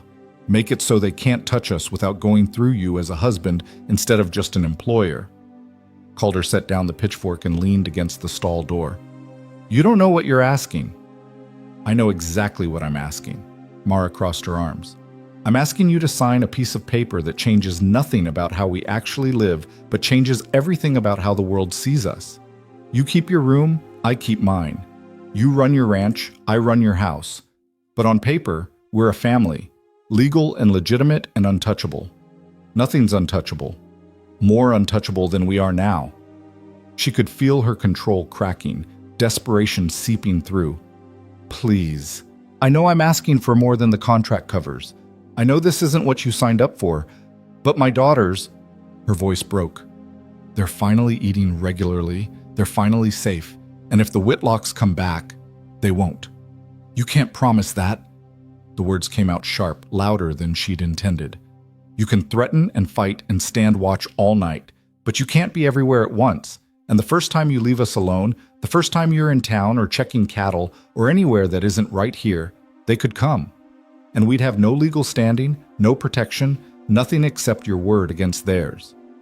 Silence filled the barn, broken only by the soft sounds of horses shifting in their stalls. Calder stared at her with those pale, unreadable eyes, and Mara forced herself not to look away, not to apologize, not to take back words that were true, even if they were desperate. You understand what people will say, he said finally. A man like me marrying a woman who's fat and poor and was sold at auction. Mara's laugh was bitter. Oh, I understand perfectly. They'll say you got desperate, that you bought yourself a wife because no woman would have you otherwise, that I trapped you or tricked you or... She stopped, breathed. I don't care what they say. I care about my daughters being safe. Calder was quiet for so long that Mara thought he'd refuse. Then he nodded once, sharp and final. All right? All right? We'll do it, but my way. He pushed off the stall door, already moving into the mode she recognized, decisive, controlled planning. We go to town this Sunday. Tell everyone we're getting married. Make it public so the Whitlocks can't claim coercion later. The ceremony happens in the church where witnesses can see everything's voluntary, and after... He stopped, looked at her directly. After, nothing changes except the paperwork. Same rooms, same arrangement, same life. Just legally protected. Agreed? Mara's throat was tight. Agreed. Good. Calder picked up the pitchfork again. Go tell the girls. They should hear it from you, not strangers in town. She turned to leave, then stopped. Calder? He looked back. Thank you. His expression softened for just a moment, a crack in the stone that let her see the man underneath, tired, alone, carrying weight he'd never asked for. Don't thank me yet, he said quietly. Wait until you see what this costs. The days before Sunday passed in a blur of preparation that felt surreal. Mara altered her blue dress to fit better, let down hems on the girls' clothes, tried to make them all look like a family that belonged together instead of what they were. Strangers bound by desperation and a $2 contract. The girls took the news differently. Poppy was thrilled, spinning in circles and asking if she could call Calder Papa now. Lena was cautiously hopeful, her eyes lighting up at the idea of having a real family again. And Tess looked at Mara with ancient eyes and said, You're doing this for us. It wasn't a question. Yes, Mara said honestly. I am. Does he know that? That you don't actually want... He knows. Mara touched her daughter's face, this girl who'd grown up too fast, who'd seen too much. This is a business arrangement that protects all of us. That's all it is. Tess nodded slowly, but Mara saw the doubt in her eyes. The understanding that adults lied to themselves more than anyone, and that sometimes the lies you told for protection became the truth whether you wanted them to or not. Sunday morning came cold and bright, the sky so blue it hurt to look at. They loaded into the wagon, all of them scrubbed and dressed in their best, which still wasn't much but was better than they'd had in years. Calder wore a black suit that looked expensive and old, like something he'd packed away and tried to forget about. It fit him perfectly, which somehow made him look more dangerous instead of less. The ride to Sweetwater was quiet. Mara sat in the back with the girls while Calder drove, and she watched the landscape roll past and tried not to think about the last time she'd made this journey, tried not to remember the auction block, the cruel laughter, the $2 that had bought her life. The town appeared on the horizon, and Mara's stomach clenched. But Calder drove straight to the church, a simple white building on the edge of the main street, and pulled up outside like he was delivering supplies instead of a bride. People were already gathered. Word had spread somehow, probably through the sheriff, and half the town had turned out to witness the spectacle. Mara saw the curiosity in their faces, the judgment, the barely concealed disgust. A fat woman marrying the killer in the mountains. What a story they'd have to tell. Calder helped her down from the wagon with careful courtesy, then lifted each girl down in turn. Poppy grabbed his hand immediately, and after a moment's hesitation, Lena took the other one. Tess walked beside Mara, her spine straight and her face daring anyone to say a word. They were halfway to the church door when a commotion erupted behind them. Horses, multiple riders, coming fast. Mara turned and felt her blood turn to ice. Gavin Whitlock sat astride a black stallion at the head of a group of 6 men, his nose still swollen and bruised from where Calder had broken it. Behind him, his father Cornell watched with cold satisfaction. "Well, well," Gavin called out, his voice carrying across the churchyard. "What do we have here? The killer and his whore, playing at respectability." The gathered crowd went silent. Calder's hand moved to his hip where his gun should have been, then stopped. He'd left it in the wagon. "You didn't wear weapons to your own wedding." "Keep riding, Gavin," he said, his voice level despite the fury Mara could see locked behind his eyes. "You're not welcome here." Public street, public church. Gavin dismounted, his men following suit. "We have as much right to witness this farce as anyone. Unless..." His smile was cruel. "Unless the lady isn't doing this of her own free will. That would be kidnapping, wouldn't it, Father?" Cornell Whitlock's answering smile was colder than his son's. "It certainly would, and the territorial marshal takes a dim view of men who force women into marriage, especially when those women have children to protect." Mara felt the trap closing. If she went through with the marriage, they'd claim coercion. If she didn't, they'd proven their point, that she had no real protection, that Calder's threats were empty, that the Whitlocks could do whatever they wanted. "Nobody's forcing anything," Calder said, positioning himself between Mara and the Whitlocks. "We're here voluntarily. Both of us." "Are you?" Gavin looked past Calder directly at Mara. "How about it, Mrs. Hayes? Are you marrying this man because you want to, or because you're terrified of what will happen to you and your bastard children if you don't?" The slur hit Mara like a slap. She heard Tess gasp, felt Lena press against her side. And something inside her, something that had been bent and broken and beaten down for years, finally snapped.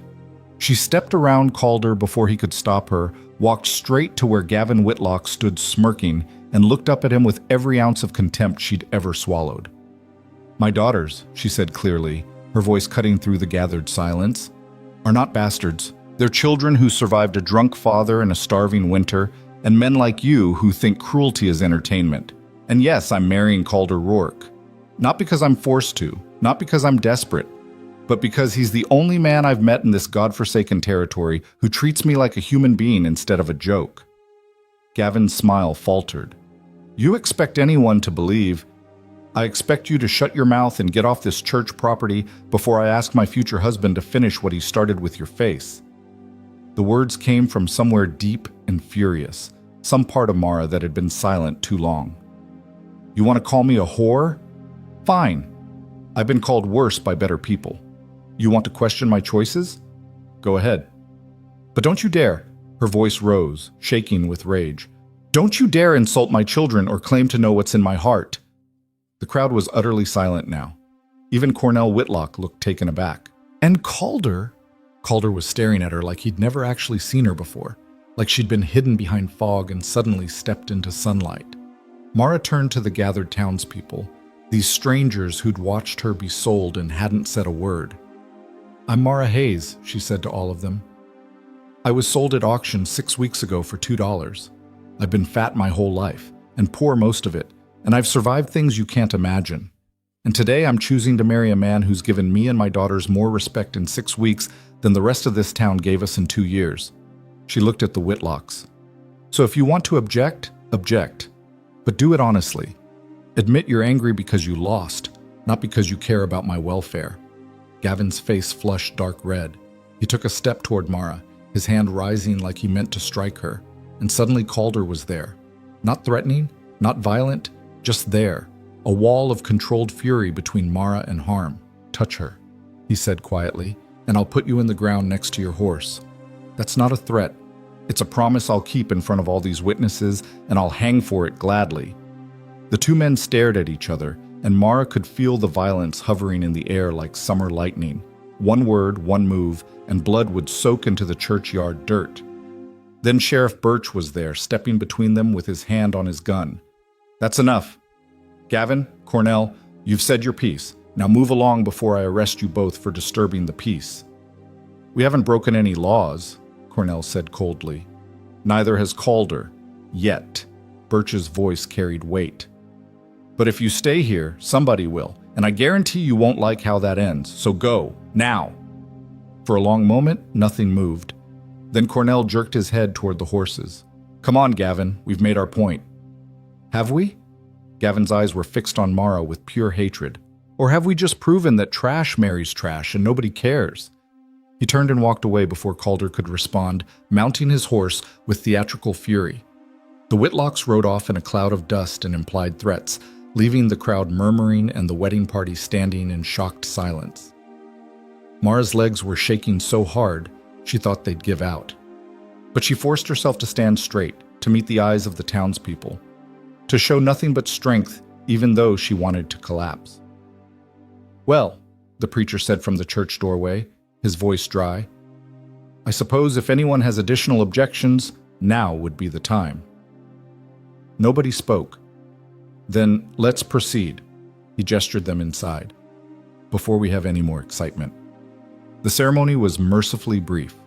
Mara stood beside Calder in the simple church, her hand trembling in his, and repeated words that felt both unreal and binding. The preacher spoke about duty and partnership, carefully avoiding the words love and devotion. Smart man. When he pronounced them married, Calder didn't kiss her. He just squeezed her hand once, gentle, almost apologetic, and then signed the certificate in his dark, slashing script. Mara signed below it, her hand steadier than she'd expected, and just like that, it was done. She was Mrs. Calder Rourke, mother to 3 daughters, wife to a killer, owner of absolutely nothing except a name that might keep them alive. They walked out of the church together, and the crowd that had gathered to watch the spectacle parted silently.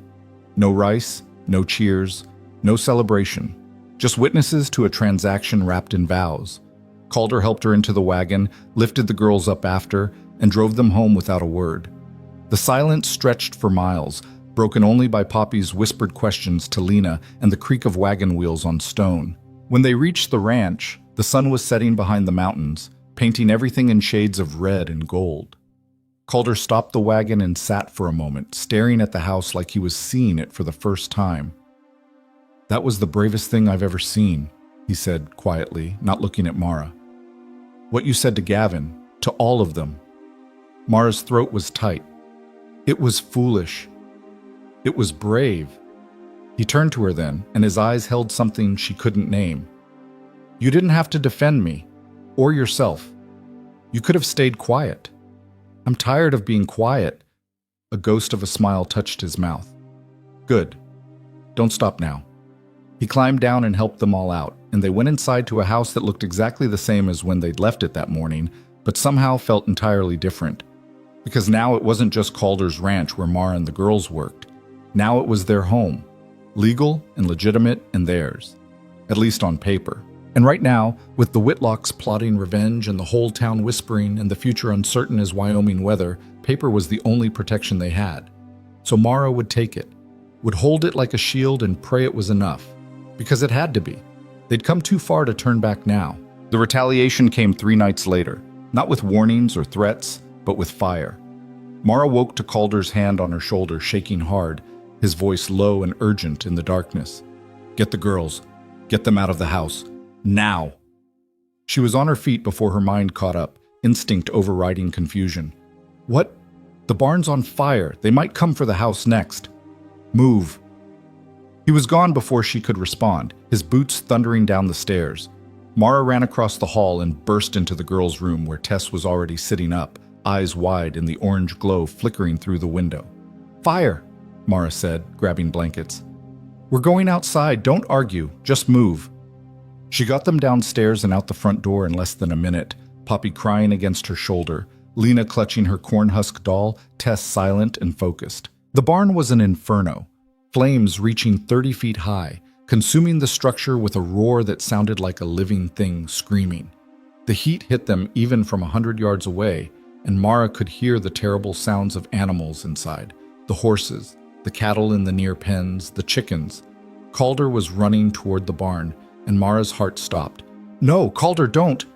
But he was already there, throwing open the corral gates to release the panicked cattle, then disappearing into the smoke near the barn's entrance. Mara set Poppy down and told Tess to watch her sisters, then ran after him without thinking, without planning, just knowing that she couldn't stand there and watch him die trying to save animals they could replace. The smoke was choking, the heat unbearable. She could barely see through the orange hell, but she caught a glimpse of Calder leading his roan gelding out by its halter, the horse wild-eyed and fighting. He got it clear and turned back for the other horses, and Mara grabbed his arm. It's too late. The whole thing's going to collapse. There are 3 more in there, and you'll die trying to get them. She pulled harder, using her weight. Calder, please. A beam cracked overhead with a sound like a gunshot. Calder looked up at the burning structure, at the impossible task of saving what was already lost, and something in his face shattered. He let Mara pull him back just as the barn's roof caved in with a sound like the world ending, sending sparks 50 feet into the night sky. They stumbled away from the heat, coughing, their clothes singed and faces black with soot. The girls ran to them, Poppy throwing herself at Calder's legs, Lena crying openly, Tess trying to hold herself together and failing. The kittens, Lena sobbed. Mama, the kittens were in the barn. Mara pulled her daughter close, her own eyes burning from more than smoke. 3 weeks ago, one of the barn cats had given birth to a litter of 6 tiny mewling things that Lena had adopted with fierce devotion. She'd named them all, fed them scraps, spent hours in the hayloft talking to them about everything and nothing. And now they were gone, burned alive while Lena slept safe in the house. Calder crouched down in front of Lena, his face awful in the firelight. I'm sorry, he said, his voice raw from smoke and something deeper. I'm so sorry, sweetheart. I should have... He stopped, couldn't finish. Lena threw her arms around his neck and wept into his shoulder, and Calder held her with a gentleness that broke Mara's heart. This man who'd killed 3 men without apparent remorse was crying over a child's grief, his shoulders shaking with the weight of losses he couldn't prevent. They watched the barn burn until dawn, making sure the flames didn't spread to the house or the other outbuildings. The cattle they'd released had scattered into the hills. Some might come back, most probably wouldn't. The chickens were gone entirely, their coop having caught fire from flying embers. And when the sun finally rose on the smoking ruins, the scale of the destruction was breathtaking. The barn was nothing but charred timber and ash. The near corrals were destroyed. The equipment inside, tools, saddles, winter feed, was all gone. Weeks of work, months of supplies, years of building something from nothing, reduced to smoke and memory by men who wanted to make a point. Calder stood looking at the wreckage with a face carved from stone. He hadn't spoken since the fire died down, hadn't moved except to keep the girls away from the hot debris. Now, in the gray morning light with soot streaking his face and burns on his hands, he looked like a man calculating the cost of revenge. They did this, Tess said flatly, standing beside him. The Whitlocks. Yes. Are you going to kill them? Calder was quiet for a long moment. I want to. Right now, I want to ride to their ranch and burn it to the ground with them inside. His voice was absolutely empty of emotion, which somehow made it more terrifying. But that's what they want. They want me to react, to give them legal cause to come after me. So instead, he stopped, breathed. Instead, I'm going to rebuild. And I'm going to make sure they understand this didn't break us. It did break us, Lena whispered from where she sat on the ground, still crying. Everything's gone. Calder walked over and knelt in front of her again. Listen to me. All of you. He waited until he had all 3 girls' attention, plus Mara's. Buildings burn, animals die, things get destroyed. But we're still here, we're still alive, and as long as we're alive, nothing's really gone, understand? The kittens are really gone, Lena said, her voice breaking. Yeah. Calder's throat worked. Yeah, they are. And I would give anything to change that, but I can't. All I can do is make sure nothing like this happens again. How? Tess demanded. How do you stop people who'll burn down a barn just to hurt you? I don't know yet. For the first time since Mara had met him, Calder sounded genuinely lost. But I'll figure it out. They spent that day salvaging what they could from the ruins. A few tools that had survived in the corners, some scorched tack, nails and hardware buried in ash. It wasn't much, but Calder moved through the wreckage with grim determination, and Mara found herself matching his energy, refusing to let the exhaustion and despair win. The girls tried to help, but Lena couldn't stop crying every time she looked at the barn's remains. Finally, Mara sent her to the creek with Poppy to wash their soot-stained clothes, anything to get them away from the destruction. Tess stayed, working beside Calder in silence, her young face set with determination that looked too old for 13. She was sorting through a pile of charred wood when she stopped suddenly, her breath catching. Mr. Rourke. Calder looked up from where he was examining a damaged harness. What is it? Tess held up something small and orange, streaked with soot, but moving.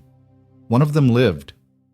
It was a kitten, barely 6 weeks old, skinny and singed and mewing pitifully. It must have been outside when the fire started, maybe hunting mice in the grass. Tess cradled it against her chest like it was made of glass. Lena, she breathed, then louder. Lena! Her sister came running from the creek, saw what Tess was holding, and burst into fresh tears. But these were different. Relief and grief mixed together, the knowledge that one small life had survived when so many hadn't. Can we keep it? Lena asked through her tears. Please? It's your kitten, Calder said quietly. Of course you can keep it. What should we name it? Calder looked at the tiny creature, soot-stained, half-starved, but alive against all odds. Phoenix, he said, because it survived the fire. That afternoon, Sheriff Birch rode up with 2 deputies, having seen the smoke from town. He surveyed the damage with the expression of a man who'd seen this story before and knew how it ended. The Whitlocks have witnesses saying they were in town all last night, he said to Calder, playing cards at the saloon. Couldn't have been them. They didn't have to be here themselves. Calder's voice was dangerously level. They paid someone. Probably, but without proof. Without proof, you do nothing while they destroy everything I've built. Calder stepped closer to the sheriff, and even with 2 armed deputies behind him, Birch looked uncomfortable. How many times do they get to attack before you act, Sheriff? How many fires do I have to survive? I'm doing what I can within the law, Calder. The law. Calder's laugh was bitter. The law that lets men like Cornell Whitlock buy witnesses and destroy property and threaten women and children without consequence? That law? It's still the law. Birch's voice was firm but sympathetic. And if you step outside it, I'll have to bring you in. You understand that, right? No matter what they did first, if you retaliate, I can't protect you. I'm not asking for protection. Calder turned away, dismissing the conversation. I'm asking for justice, but I can see I'm not going to get it. The sheriff and his deputies left without achieving anything except documenting the damage, and Mara watched them go with sick certainty settling in her stomach. The law wouldn't help them. The town wouldn't help them. They were alone out here with enemies who had money and connections and the willingness to use both. That night, after the girls were finally asleep, Lena curled around Phoenix the kitten, whispering to it about the siblings it had lost. Mara found Calder sitting on the porch steps, staring at the smoking ruins of his barn in the moonlight. She sat down beside him without asking permission. How bad is it? Financially? His voice was flat. Bad. Most of my cattle scattered. The ones in the near pen probably died in the panic. That's half my herd gone. The barn will cost more to rebuild than I have in cash. The equipment and feed I lost. He stopped. I can keep us fed through winter, barely, but rebuilding? That'll take years if I can do it at all. Mara's chest tightened. So they won. They destroyed you without killing you. They think they did. Calder looked at her, and in his eyes she saw something that hadn't been there before. Not just anger, not just determination, something harder and colder. But they don't understand what it takes to actually break someone. I've been broken before, Mara. Really broken. And I rebuilt myself from less than this. How? He was quiet for so long she thought he wouldn't answer. Then, my wife and son died 6 years ago. Cholera outbreak. I was working a job 3 towns over, and by the time I got the message and rode back, they were already in the ground. His voice was absolutely empty, like he was talking about something that happened to someone else. I buried them myself, built the crosses, said words that didn't mean anything, and then I came here, to the emptiest place I could find, because I wanted to be somewhere as dead as I felt. Mara's throat closed. The clean house, the women's clothes in the trunk, the hollow feeling she'd sensed from the first day. It all made terrible sense now. The ranch was going to be our new start, Calder continued. Sarah wanted land of our own, wanted our son, Thomas, his name was Thomas, to grow up with space and clean air. So I bought this property with everything we had, and I was going to bring them here and build something that mattered. He gestured at the burned barn. I built that barn for horses Sarah would never ride. I built that house for a family that didn't exist anymore. And I've been living in a memorial for 6 years, pretending that work could fill the spaces they left behind. Calder, but then you came here. He looked at her directly now, and Mara saw tears tracking through the soot on his face. You and those girls. And for the first time since I buried my family, this place felt like it was for something again, like maybe I could build something that mattered instead of just surviving. His voice cracked. And now the Whitlocks have taken that too. They've burned down the barn I built for ghosts, and they've made it clear they won't stop until they've taken everything. Mara didn't. She just moved, wrapping her arms around this broken man who'd protected her family, while his own turned to ash in his memory. He stiffened for a moment, then collapsed into her embrace with a sound that might have been a sob, and they sat there in the ruins of his dreams while the moon climbed higher and the smoke drifted into nothing. It's not gone, Mara whispered into his hair. What we've built, what you've given us, that's not gone. The barn burned, but we're still here. The girls are still safe. That matters, Calder. That matters more than any building. Does it? His voice was muffled against her shoulder. What kind of protection can I offer if I can't even keep a barn standing? The kind that ran into a burning building to save horses. The kind that broke a man's nose for insulting me.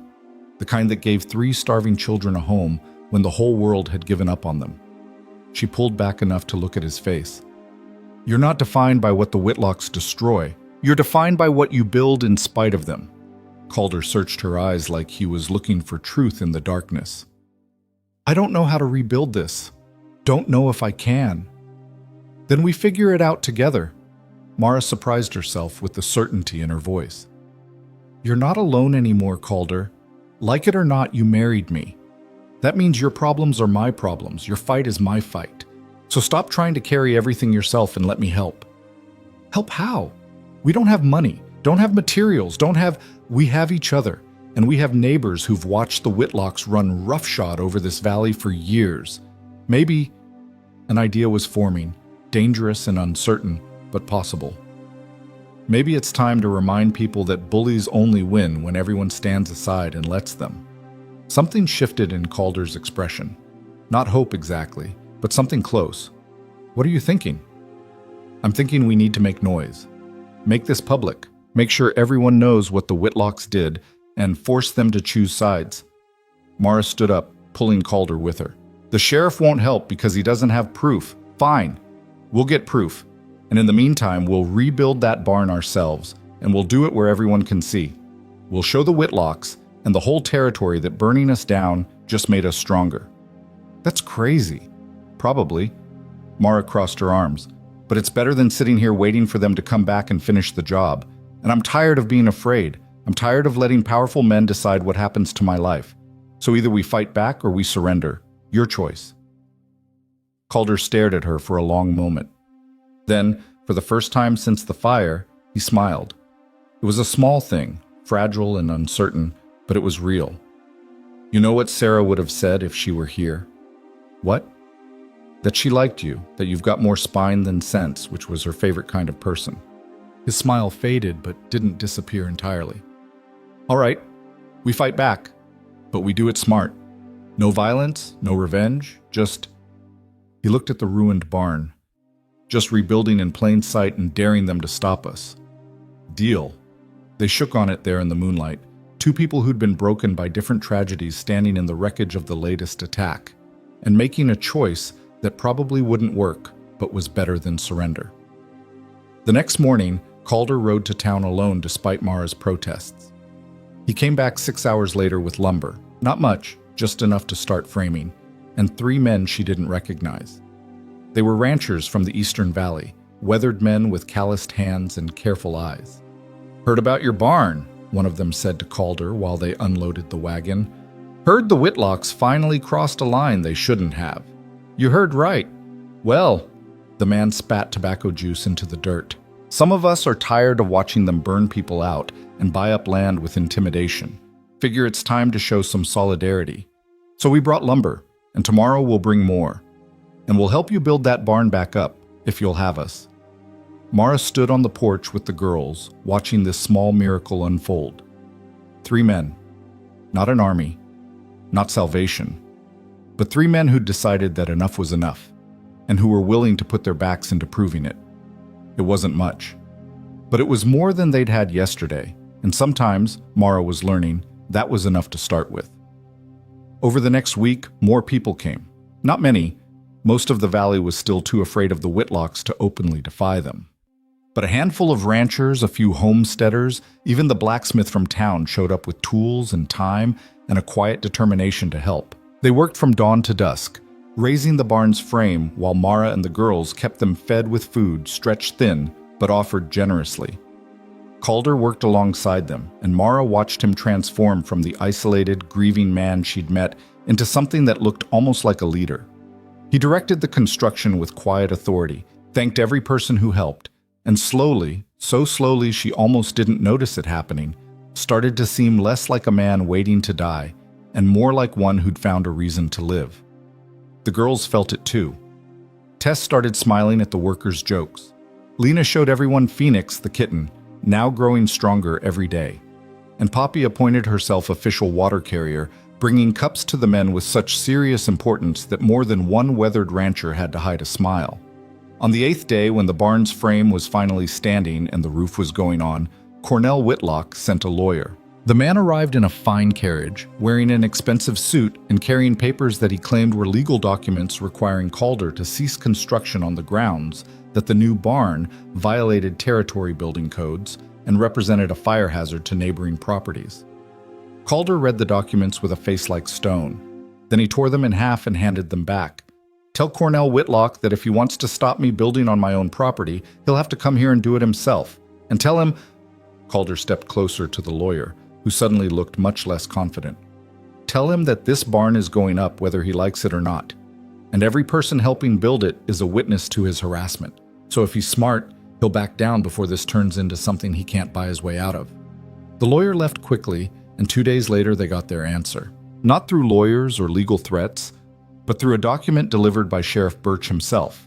A child welfare inspection order signed by a territorial judge, requiring immediate review of the living conditions of the 3 minor children currently residing at the Rourke Ranch.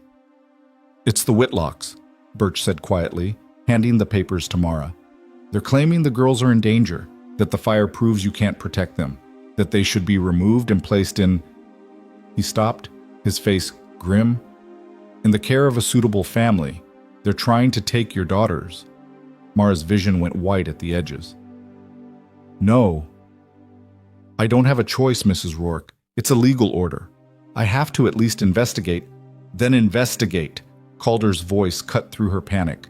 "Come inside. Look around. Talk to the girls. Do your job, Sheriff, but do it honestly." Birch spent 2 hours at the ranch. He walked through every room, examined the food supplies, spoke privately with each girl. Mara stood rigid with terror the entire time, watching this stranger who had the legal authority to tear her family apart ask questions that could destroy everything. When he finished, he came back to the kitchen where Calder and Mara waited. His expression was unreadable. "I'm going to file my report," he said carefully. "And my report is going to say that these children are well-fed, well cared for, living in appropriate conditions with 2 married parents in a stable household.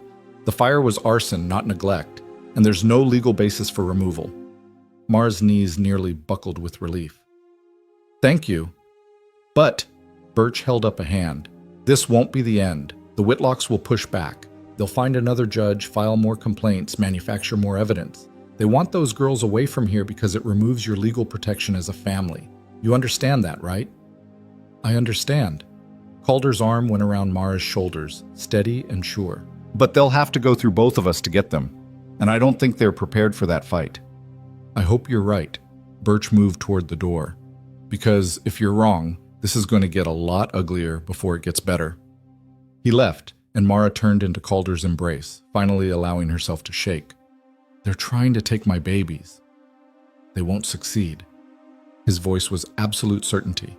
I promise you, Mara, nobody's taking those girls, nobody's taking you. This family stays together, no matter what it costs. Even if it costs everything? Especially then. He pulled back to look at her face. I already lost one family. I'm not losing another, not to fire, not to threats, not to anything. And standing there in the kitchen of a house that had slowly become a home, with her daughters safe upstairs and a barn rising from ash outside, Mara let herself believe him. Let herself believe that maybe, just maybe, $2 had bought more than survival. Maybe it had bought a future worth fighting for. The new barn was 3/4 finished when Cornell Whitlock himself rode up to the property with his son and 4 armed men. It was early afternoon, the sun high and merciless, and half the valley seemed to be there. Ranchers and homesteaders who'd come to help, their families watching from wagons, even a few townspeople who'd driven out to witness what everyone knew was coming. Mara saw them first. She was bringing water to the workers when the dust cloud appeared on the southern road, and her hands went cold despite the heat. She set down the bucket and called out, her voice cutting through the sound of hammering. Calder?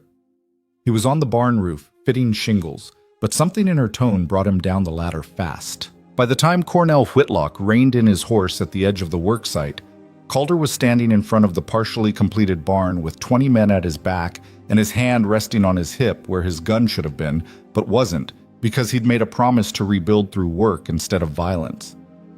Mara prayed that promise would hold. That's far enough, Cornell, Calder said, his voice carrying in the still air. State your business or leave. Cornell dismounted with the ease of a man who'd never been refused anything in his life. Up close, in full daylight, he looked older than Mara remembered, silver hair thinning, face lined with the kind of cruelty that carved itself into bone over decades. My business is simple, Rourke. You're in violation of multiple territory ordinances. I've got a court order here. He pulled papers from his coat, requiring you to cease construction immediately and submit to inspection before proceeding. Let me see it. Calder held out his hand. Cornell passed over the documents with a smile that suggested he'd already won. Calder read them slowly, his expression unreadable, while the gathered crowd watched in tense silence. Mara found herself holding her breath. Finally, Calder looked up. This order was signed by Judge Harrison. He's got jurisdiction over land disputes in the Eastern Valley, not here. This property falls under Judge Morrison's authority, and Morrison already approved our construction permits. He handed the papers back. So this document is worthless, and you're trespassing. Leave. Cornell's smile didn't waver, but something cold flickered in his eyes. You think you're clever, don't you? Think you can rebuild and play the victim and turn people against us. But you're forgetting something important, Rourke.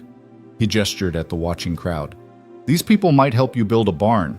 They might even feel sorry for you. But when it comes down to choosing between your family and their own survival, they'll fold. They always do. Maybe, Calder's voice stayed level, or maybe they're tired of being afraid of you. Maybe they're ready to stand up and say that burning down a man's barn because you lost an argument is wrong, no matter how much money you've got. Is that what you think happened? Gavin Whitlock spoke up now, his nose still slightly crooked from where Calder had broken it. You think we burned your barn? Prove it. I will. Calder's words fell like stones. Because one of the men you hired to do it got drunk last week and told half of Sweetwater's saloon exactly who paid him and how much. His testimony is already with the territorial marshal. along with testimony from 3 people who saw your men riding north the night of the fire." The statement hung in the air like gun smoke. Cornell's face went rigid, and Mara saw calculation flash across his features, weighing options, measuring consequences, deciding whether to push forward or retreat. "You're bluffing," he said finally. "Am I?" Calder stepped closer. "Test me, Cornell. Go ahead. Push this into court, and we'll see whose testimony stands up better.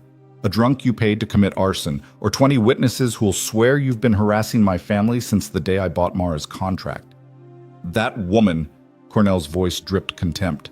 "That woman isn't your family. She's property you bought at auction. And those bastard children—" Calder moved so fast Mara almost missed it. One second he was standing still, the next he had Cornell by his expensive coat, slamming him back against his own horse hard enough to make the animal sidestep. "Say one more word about my wife or my daughters," Calder said quietly, his face inches from Cornell's. "And I will forget every promise I made about handling this peacefully. You understand me?" Cornell's men reached for their guns, but the ranchers who'd been building the barn were already moving, forming a line between them and Calder. Not armed, most of them, but solid and united in a way that made numbers matter less than determination. "You're assaulting me," Cornell managed, his voice strangled. "In front of witnesses. I'm defending my family from a man who threatened them. Again. In front of witnesses." Calder released him with a shove that sent Cornell stumbling. "Now get off my property before I decide that the legal way isn't working and we handle this the old way instead." For a moment, the violence hung so thick in the air that Mara could taste it. Cornell's men had their hands on their weapons. The ranchers stood ready, and Calder looked like a man who'd reached the absolute end of his patience and was about to do something that couldn't be undone. Then Sheriff Birch rode up with 2 deputies, appearing from the north road like he'd been waiting for exactly this moment. "That's enough." His voice cut through the tension with the weight of authority. "Cornell, Gavin, you're going to mount up and ride back to town with me. Right now." "We haven't broken any laws," Cornell straightened his coat, trying to recover his dignity. "You're trespassing on posted property with armed men after multiple complaints of harassment. That's plenty." Birch's hand rested on his gun. "And if you resist, I'll add resisting arrest and disturbing the peace. Your choice." Cornell's eyes flicked between Birch, Calder, and the gathered crowd. Calculation again. Then he smiled that cold smile and nodded. "Of course, Sheriff. We're law-abiding citizens, unlike some people." He swung back into his saddle. "This isn't over, Rourke." "Yes," Calder said quietly. "It is. You just don't know it yet." The Whitlocks rode off with the sheriff, and the moment they disappeared over the ridge, the tension broke like a fever. Men started talking, laughing nervously, clapping Calder on the shoulder. But Mara saw how her husband stood apart from the celebration, his eyes still tracking the dust cloud, his body still coiled tight with readiness. She went to him while the others returned to work, touching his arm gently. "Is it really over?" "No." His voice was grim. "Cornell's not done. He'll come back, and next time he won't bother with legal papers or witnesses. He'll come to finish what the fire started." "When?" "Soon.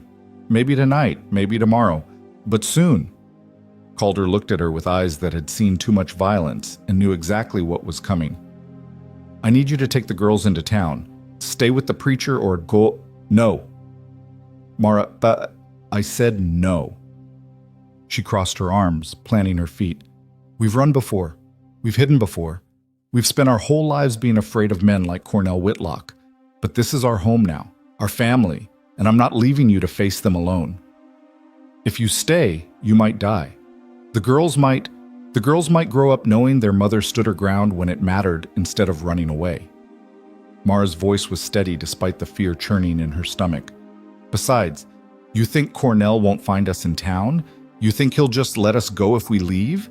He's past that point, Calder. This is about destroying you completely, which means destroying everything you care about. So either we face it together, or we don't face it at all." Calder stared at her for a long moment, and she saw the war behind his eyes, the need to protect her fighting against the knowledge that she was right. Finally, he nodded. "All right. But we do this smart. We prepare, and if it comes to fighting, you get the girls somewhere safe first. Agreed?" "Agreed." That night, after the workers had gone home and the ranch was quiet except for the wind through the half-finished barn, Calder gathered them in the kitchen, Mara and the three girls.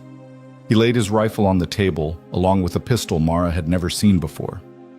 "The Whitlocks are going to come here," he said without preamble, "probably in the next day or two.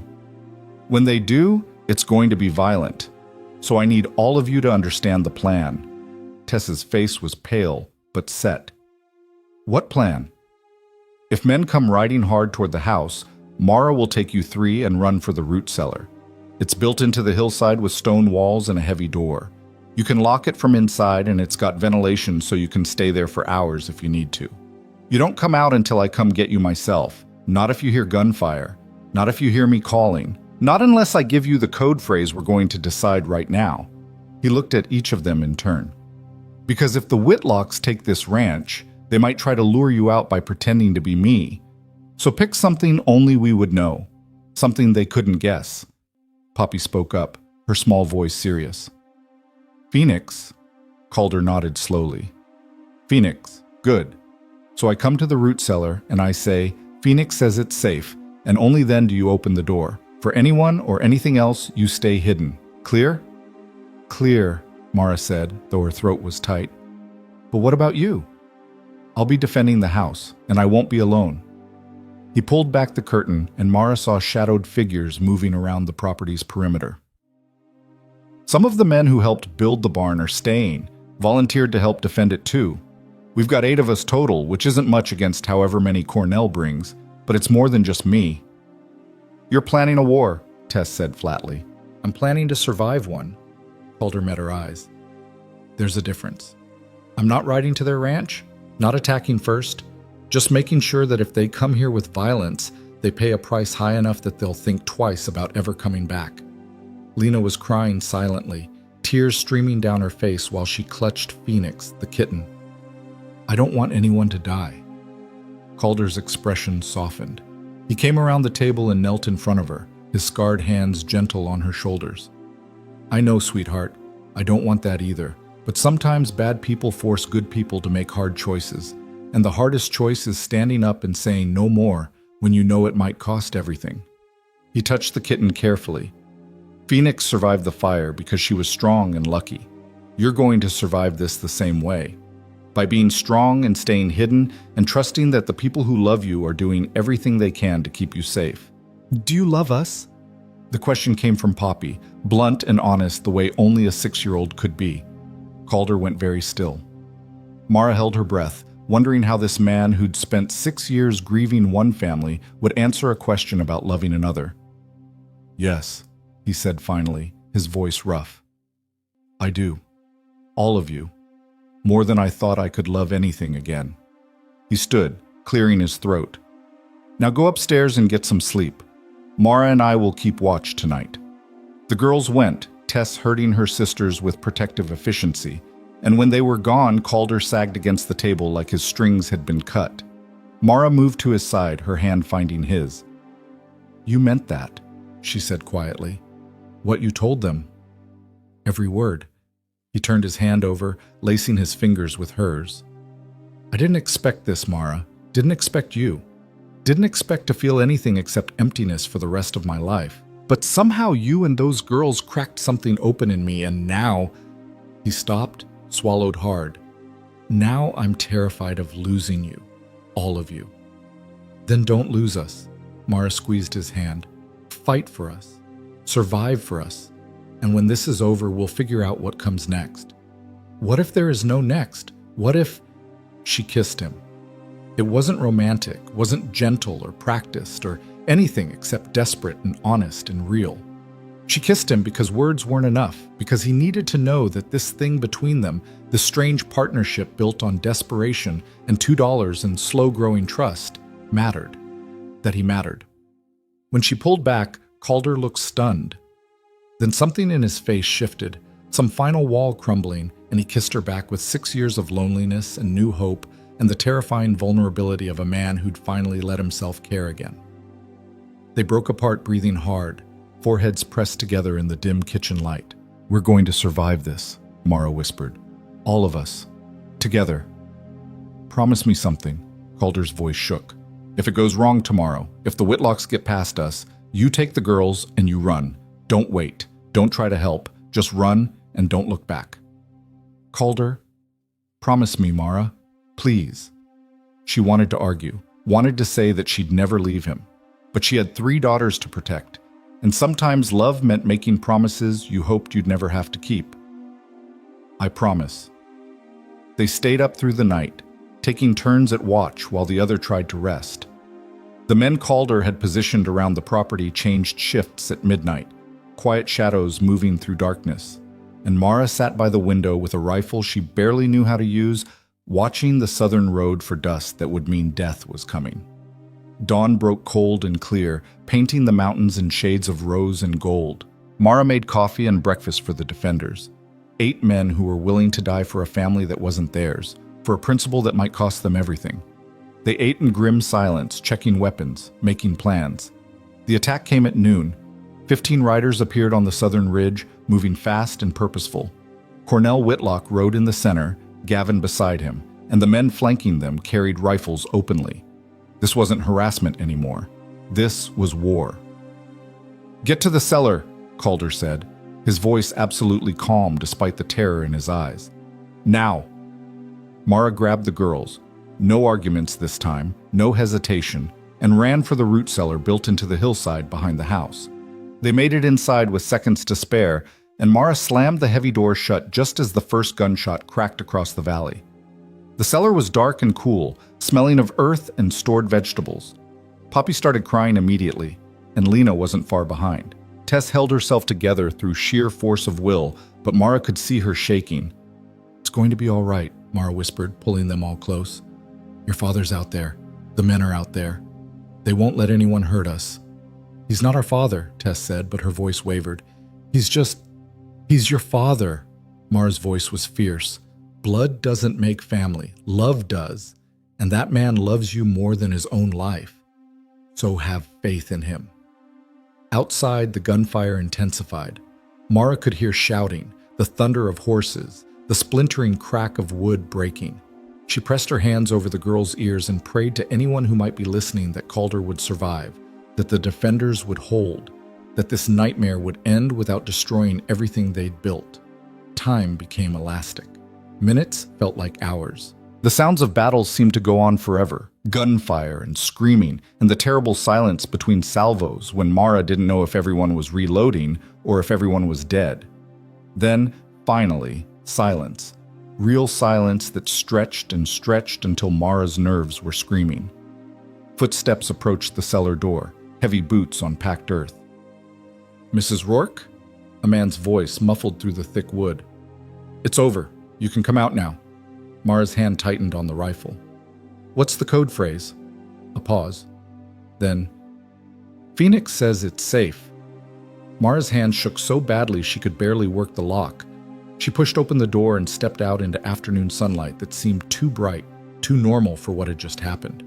Calder stood there, blood on his face from a cut above his eyebrow, his shirt torn, his hands still shaking with adrenaline, but alive, breathing, whole. "It's done," he said quietly. "They're gone." Mara launched herself at him, and he caught her, holding her tight while she sobbed against his chest. The girls piled out of the cellar behind her, Poppy and Lena crying, Tess trying not to, and Calder gathered them all in, his arms somehow big enough to hold his entire family. "What happened?" Mara managed finally. "Are they—" "Cornell and Gavin are in custody. Sheriff Birch was waiting on the ridge with a federal marshal and 10 deputies, caught them in the act of armed assault on a legal homestead." Calder's voice was hoarse. "Turns out that drunk who testified about the arson? He wasn't the only one who talked. 3 more of Cornell's men came forward over the past week, and when the marshal started investigating, he found evidence of land fraud, intimidation, bribery, enough to put both Whitlocks away for 20 years at least. So it's really over?" "It's really over." Calder pulled back to look at her face. "Nobody died. A few men on both sides got wounded, but nothing fatal. The barn took some damage, but it's still standing. And the Whitlocks—" A grim smile touched his mouth. "The Whitlocks are finished. Their ranch will be seized, their assets frozen. Everything they built through intimidation and violence is gone. Mara started laughing through her tears, the sound bordering on hysteria. We survived. We survived. Calder kissed her forehead, her cheeks, her mouth. All of us. The days that followed felt like waking from a nightmare into sunlight. The valley erupted in quiet celebration, not because the Whitlocks had fallen, but because people were finally free to help without fear. The barn was finished in 3 days, neighbors bringing supplies and labor, until it stood complete and proud. Someone donated chickens to replace the ones lost in the fire. Cattle that had scattered during the panic started coming back, driven home by ranchers who'd found them on their land. And slowly, the ranch stopped being a place haunted by ghosts and became a home filled with life. Mara stood in the kitchen one morning 2 months later, watching through the window as Calder taught the girls to ride. Poppy sat in front of him on his big roan, giggling every time the horse trotted. Lena rode a gentle mare with intense concentration, determined to master it. And Tess was already cantering around the corral like she'd been born to it, her face split in a grin that made her look 13 again instead of 30. Phoenix the kitten, now a growing cat, sat on the windowsill washing her paws in a patch of sunlight. "Mama," Poppy's voice carried across the yard. "Mama, look, I'm riding." Mara waved, smiling so wide her cheeks hurt. This life they'd built from ash and desperation and $2 wasn't perfect. The ranch still struggled financially. The work was endless. And Calder still woke some nights from dreams of the family he'd lost, though Mara was learning to hold him through those dark hours until morning came. But it was theirs, legal and legitimate and real. The front door opened and Calder came in, smelling like horse and hay and autumn air. "Girls are going to need their own mount soon," he said, moving to the sink to wash his hands. "Tess especially. She's got a natural seat. Can we afford it? We'll make it work." He dried his hands and came to stand behind her, his arms circling her expanding waist. "We always do." Mara leaned back against him, her hands covering his on her stomach where new life was growing. A child conceived in the slow transformation from strangers to partners to something that felt more like love every day. "Are you scared?" she asked quietly. "Terrified." His voice was honest, but also, he paused, searching for words. "Also grateful. For you. For them.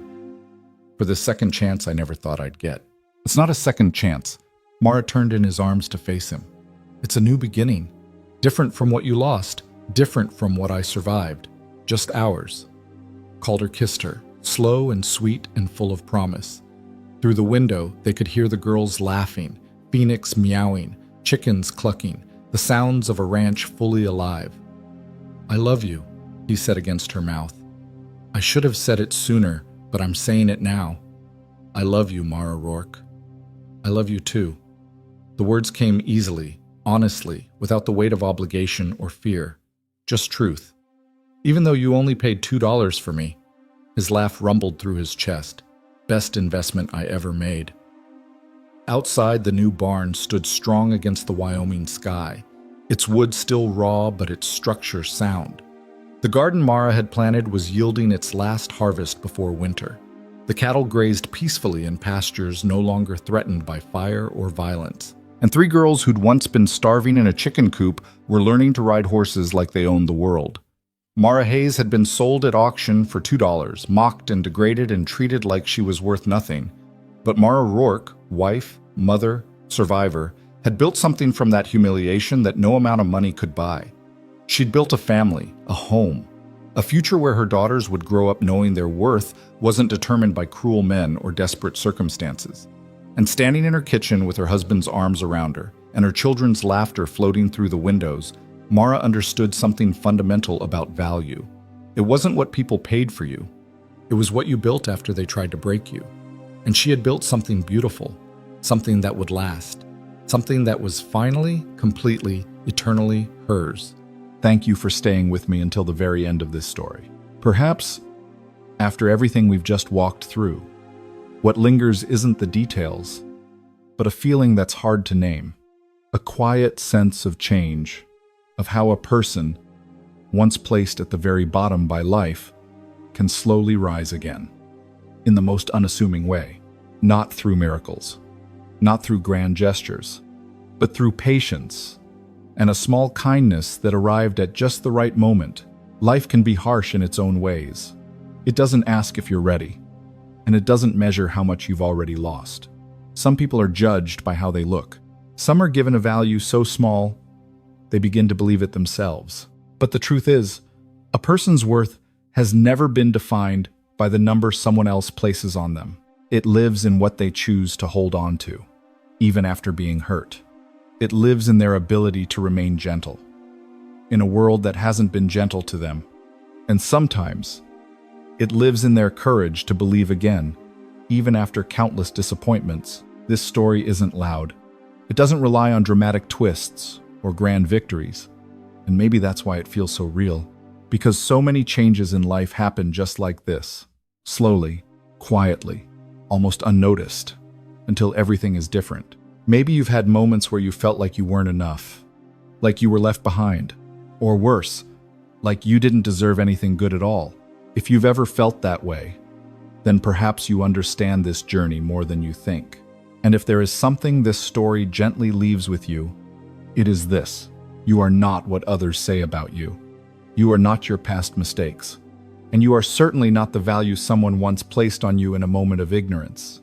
You are a story still unfolding, a story where, each day, you are allowed to change. Not quickly, not perfectly, just honestly. Sometimes, all a person needs is someone who sees them differently, not with pity, but with respect. And sometimes, even more importantly, is learning to see yourself with that same quiet kindness, without blame, without denial. Just the simple acceptance that you have already tried so hard. Here's something small, but true. Not everyone begins life with the same circumstances, but everyone is given a chance to write what comes next. And sometimes, the most beautiful part doesn't come at the beginning. It comes when everything feels like it's already over, and you choose to keep going. In the end, what makes this story stay with us isn't a change in circumstances. It's a change within, a shift so subtle it doesn't need recognition, yet strong enough to quietly change the direction of a life. If you're feeling tired today, if you're doubting yourself, or simply wondering if you're enough, I hope this story has given you something. Even if it's small, maybe not answers, but a little bit of belief that things can change. Not all at once, but not never. And perhaps one day, when you look back, you'll realize that the hardest moments you endured were the very beginning of who you were becoming. Thank you for listening. And if there's one last thought to carry with you, maybe it's this: sometimes the most meaningful thing in life isn't being seen by everyone, but being truly seen by one person, or by yourself, by you.